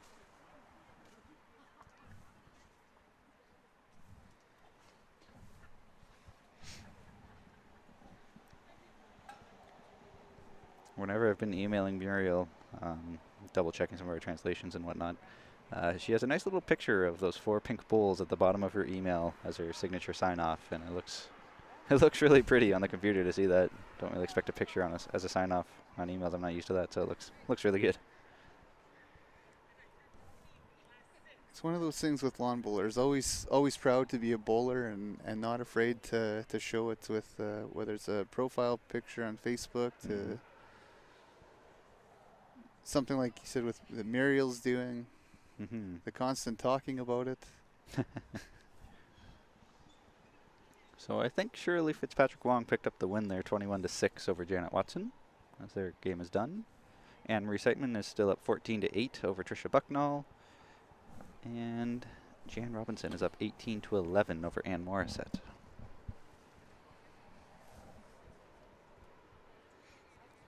So again, a bit of a medium length jack.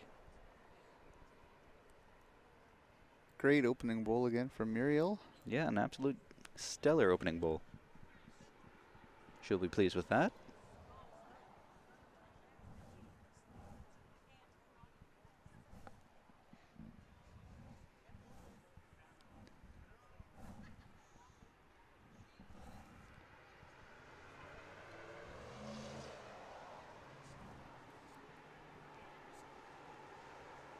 Well, the opportunity is there for Muriel to put a whole bunch of pressure on. If she can replicate her first, she could start to get back into this game here as she sort of allowed Sue Ellen to get a bit of a hold. And just missed the jack on her way through. Might be close for a second. I don't think so. I think she's just flying 1 still. Decent position. Absolutely.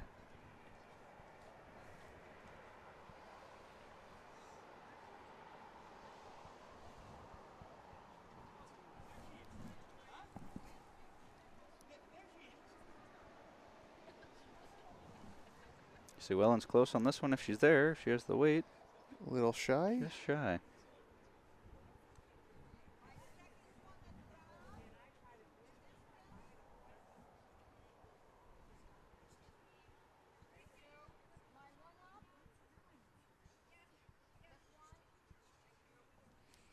Marker confirmed. It is just 1 shot there for Muriel.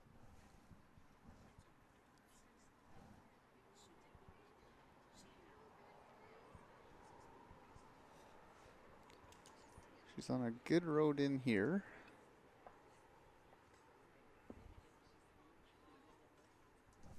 Coming up a little short.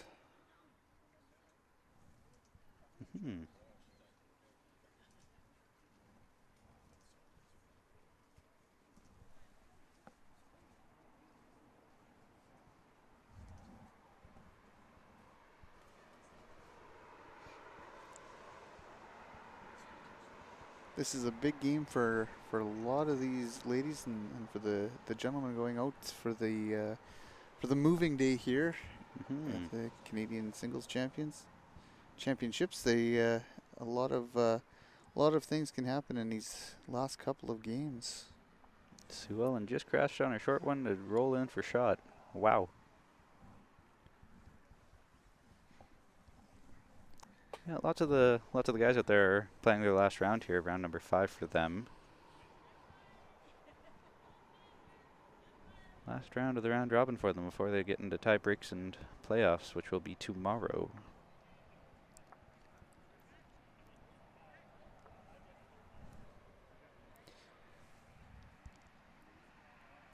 I think with this it would be absolutely appropriate for Muriel to make sure she's through the head. Jack movement is really good for her. Pushing the brown bowl through would probably be for at least 2. Yeah, bowler jack is what you got to play for here. I think you definitely need to be up. Last bowl. Might even get the if you can get the inside rub of the brown bowl onto the jack to bring it back for 3. Is she close? Very close. Oh, What a jack bowl. square. Jack square for 3. What a great bowl. What a beaut.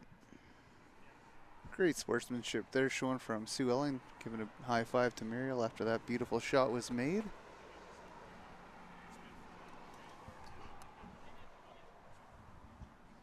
Assuming that that is 3, that would make it 19-12 for Muriel, which now puts her within striking distance of putting this game to bed. Exactly at the 2-hour mark.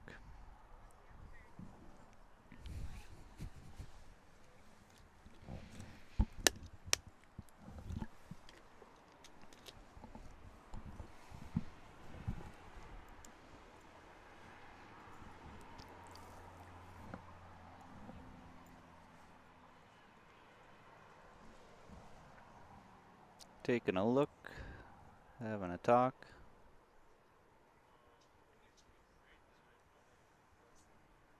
Not sure what they're chit-chatting about.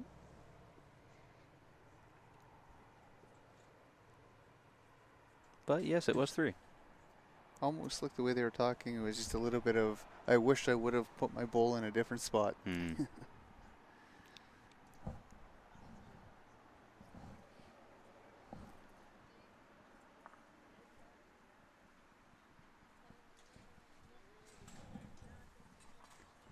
As always, if you got questions, comments, reach out to us on Facebook or Twitter at BCB Bowls or facebook.com/BCB Official.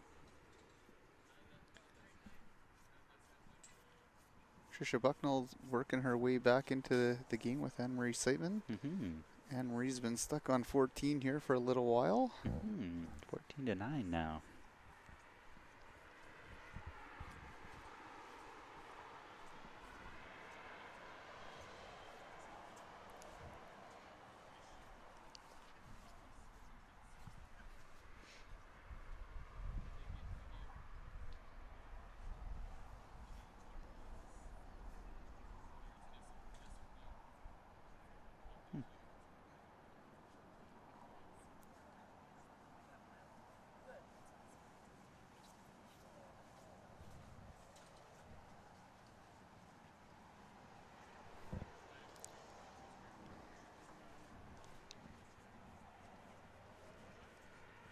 Interesting tactic here, though. I think Muriel's thrown it a little bit further than she used to when she got the mat. This is almost right back where Sue Ellen has liked it.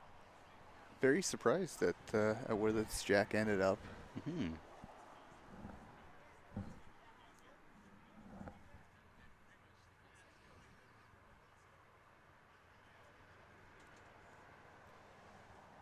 But with where the opening bowl is ending up, I don't think it was a bad decision at all. Nope.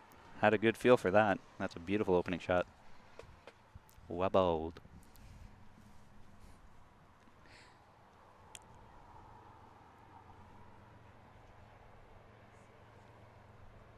Next door, Alex Scott, Patrick Duranlo having a game. 6-5 for Al.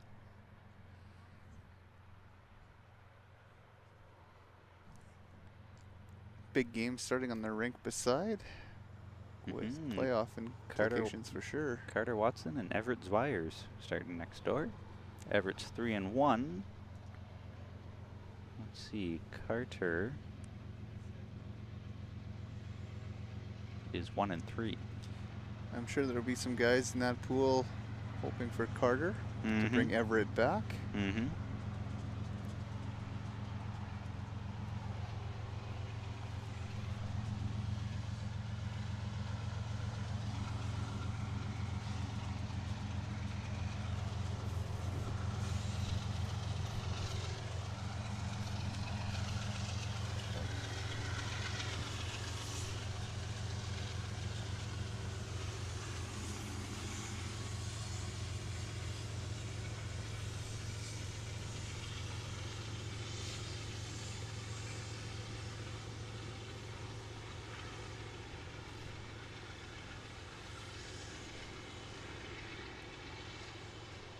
Great adjustment coming in here. Yeah, from Sue holy Ellen. smokes. Sue Ellen, what a bowl.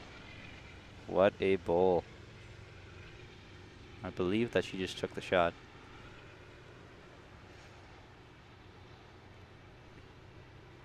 Never mind, it is still 1 to Muriel.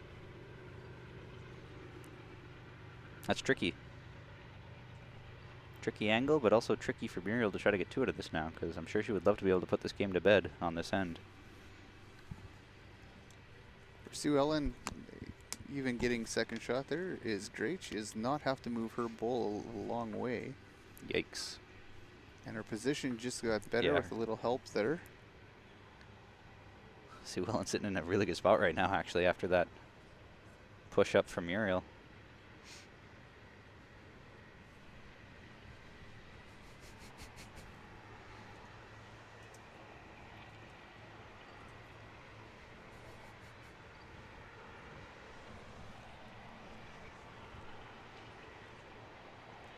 She's not far off here from a little push, just Oh, wow. Sue Ellen came to play today. now what do you do if you're Muriel? You don't have the best back. Any kind of contact on those bowls is for 2 or 3. Yeah, all Sue Ellen needs to do here is just play into her bowls there to push Muriel through. Muriel definitely needs another bowl in the head. Yeah, I think playing her forehand is probably best. Even if you crash on a short one just to bring it into the head to give you another option, but ideally you want something else in the head, maybe even just past, trail it into your shot bowl. If you play with just through weight and do make contact with that front one, the angle could be right to wiggle it up to the jack and flop it in for 2. Yeah, yeah. Pretty precise shot. But Very precise shot. You have to have your weight down perfect for that, but yeah, it's definitely there. She is playing her forehand. She is playing a little light on this. That's not even making the head. Needed a lot more weight than that. pretty good contact angle on the bowl on that one. So if you Sue Ellen now, just any weight into those brown bowls and you're laughing. As long as you make contact with those brown bowls, you're going to be shot. If you make contact with that one on the outside, I don't think there's anything bad that could happen.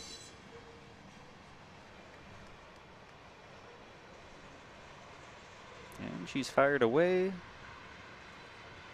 You got to be here, though. You got to be here, though. No. Well, I think that was a bit of a missed opportunity. A 3 or 4 there would have been absolutely huge. That would have really got her back into this game.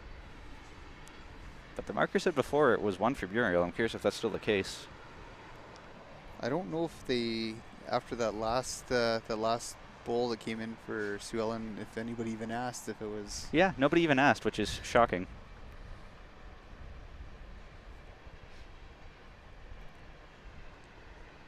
That is definitely a time I would have been intrigued even to come down and take a look. Yeah, it's interesting that neither of them came down to take a look, because this is one of the closer heads they've had.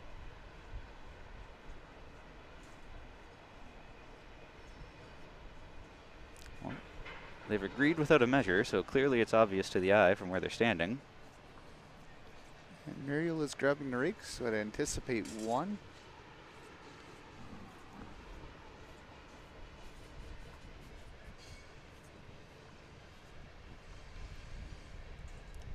So that is 1 for Sue Ellen. Or 2. We'll see what the marker does. Just 1. 19-13.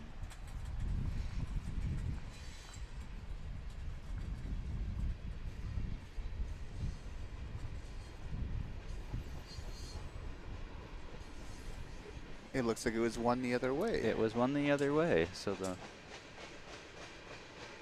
marker actually gave it to the wrong side. So then it's 20-12.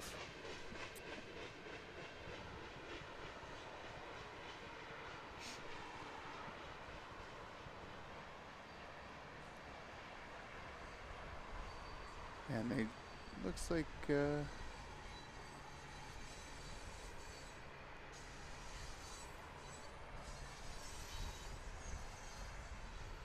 8-6 for Al Scott over Patrick Duranlo.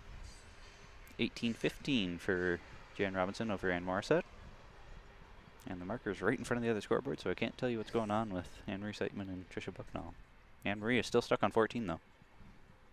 Tricia's having a good chat with Steve McCarahan, the Ontario manager, coach, personnel. I don't see Anne-Marie, so it looks like there may be just a little break in action over there.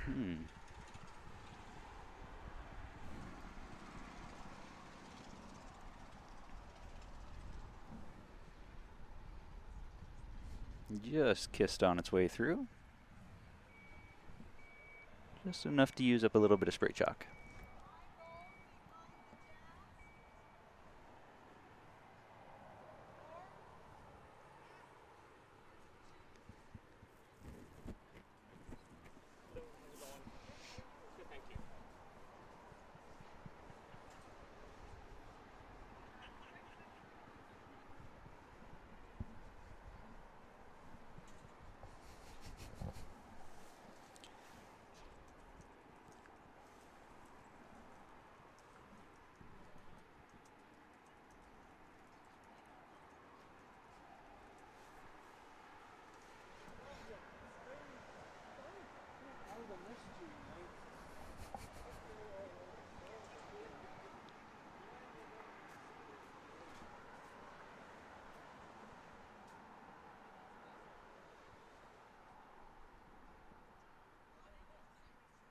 And Sue Ellen has grabbed it a little more square this time with her second toucher.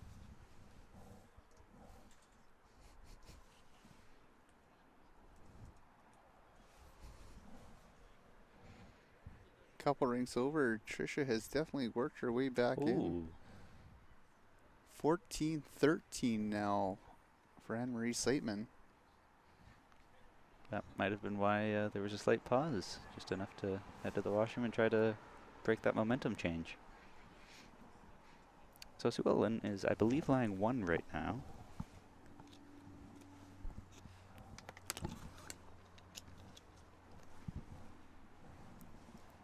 And Muriel just needs 1 for the win, so just need to trail that a little bit. Rest off the bowl, grab the jack. Looks fairly close. Oh, she's playing weight. Ship the jack back, that'll work too.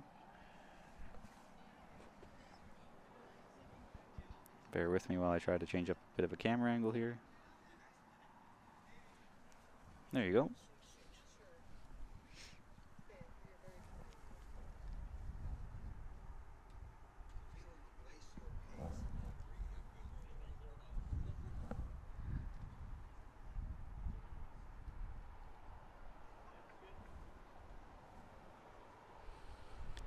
Taking it out wide there. Haven't played much there today.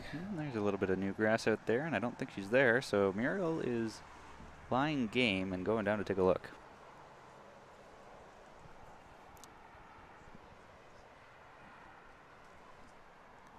So we were talking about it's great seeing provinces represented and everything. What do you think of all the new shirts over the last couple of years that the provinces have come up with? Yeah, it seems like the past 3 years there's been a new province every year with a new shirt. So I'm loving what Saskatchewan did a couple years ago. I'm loving Alberta's new ones, BC's new ones. Manitoba has the new one this year. I think next up is either Ontario or Nova Scotia to keep that trend going. Personally, I think it's Ontario that needs the new ones more so than Nova Scotia, but that's just me, because I'm not a big fan of what the Ontario shirts look like right now. But yeah, I'm a big fan, big fan. It's a lot different when you walk into a club now and a national event's on compared to. I mean, we had my first provincial shirt I ever won was those. Had white sleeves and the green on it was Saskatchewan on the back. If it was hot out, it was the worst. If it was cold out, it was great. You were always warm. But these new shirts, I absolutely love the feel of them. A lot of them have that nice wick-away material, so it's not like the thick cotton that's gonna bog you down. I know I can't say it too loudly being a Saskatchewan guys, but I really love what Alberta's done. Yeah, me too. I'm a big fan of Manitoba's this year's. They look great. All the more motivation to try to win your provincial playdown so you can get a spiffy new shirt. So Muriel is coming up short into that pile.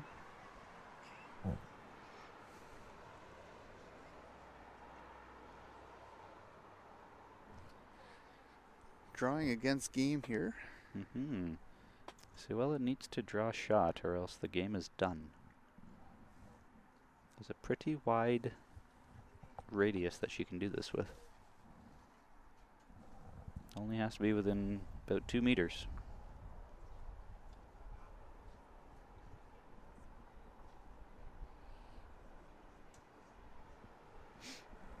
And she does it. What a great shot. That will be the shot.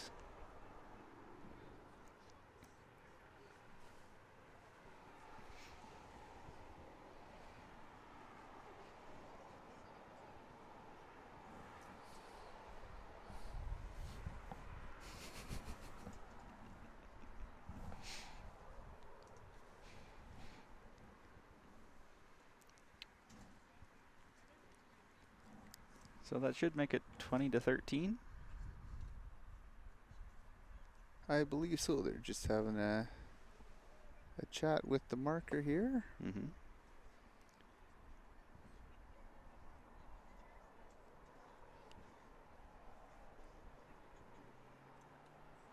Knowing the marker personally, I know she'll want it to be done right.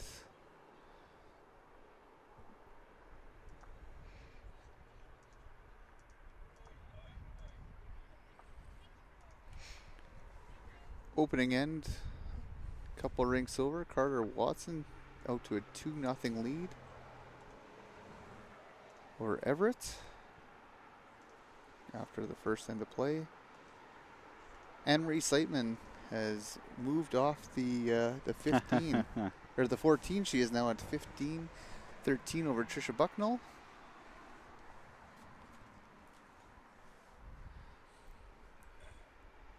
Jan Robinson is signing the scorecards after a victory. Mm-hmm.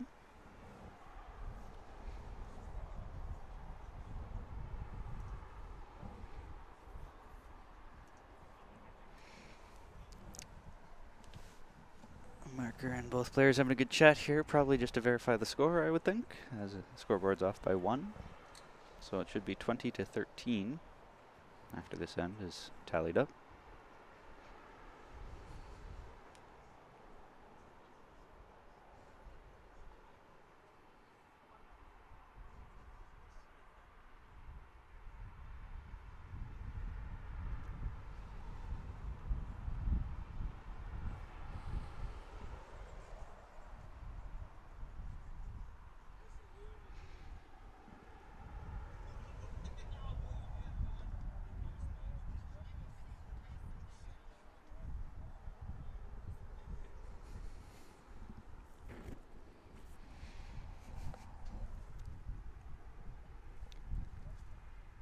Carter Watson's got off to a 2-0 head start over Everett Zwires. Carter looking to play spoiler.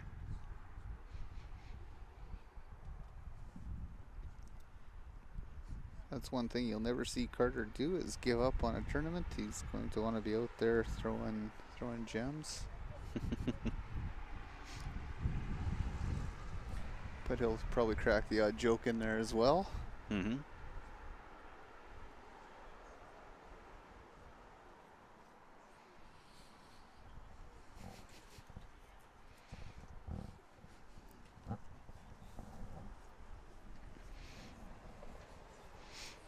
All right, it looks like the discussion has now been completed.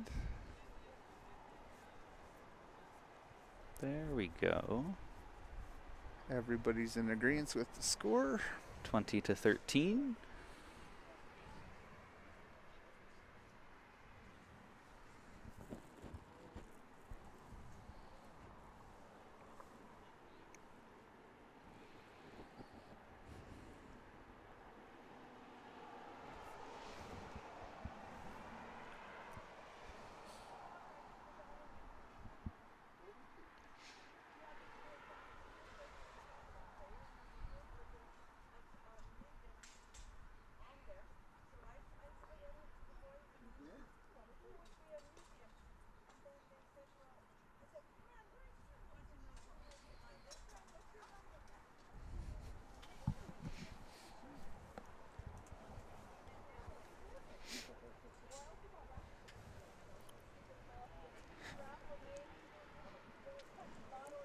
Looks like Alex Scott is having the game that he's wanted to have. As soon as you say that, Patrick scored. So 14-7. Big Al up on Patrick Duranlo. Commentator's curse still haunts me 3 years later. Without fail, say something, the exact opposite happens. Better not do that too much. My good bud Al Scott will come over here, and he's much bigger than I am. Height-wise, for sure. Or he'll save it for next time we play. Yes.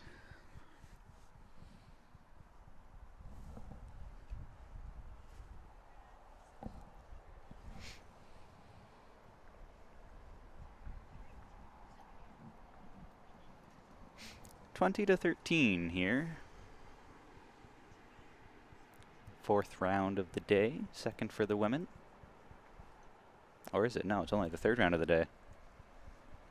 Partial fourth, I guess, with a couple from Yeah, with a left couple. over. Yeah.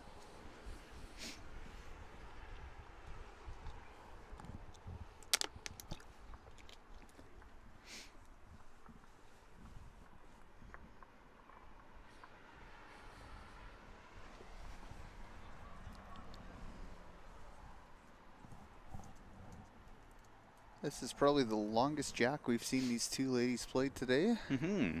I might have to actually change the camera angle if they have many past the jack.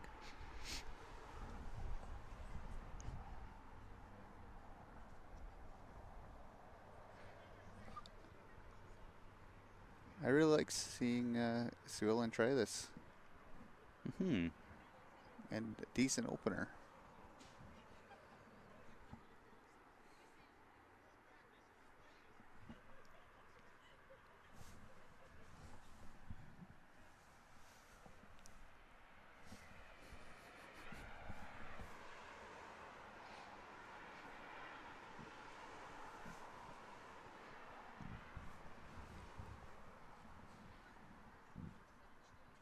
If you can see that rink next door, Al Scott's line 2 buttes with Patrick Duranlo with 2 nice ones right behind it too. Looks like they've both figured out the line.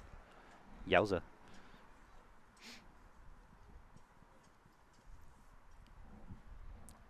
Muriel coming up a little bit short, and the adjustment made by Sue Ellen. Sue Ellen looks like she has her weight there, but she's just struggling with the line at this point. Weight's still off by maybe a mat length, but I mean, it's in the ballpark. I'd definitely be curious to know what kind of bowl she is playing, because they've definitely found some runs in the green to when she gets out that little bit wider. Mm-hmm.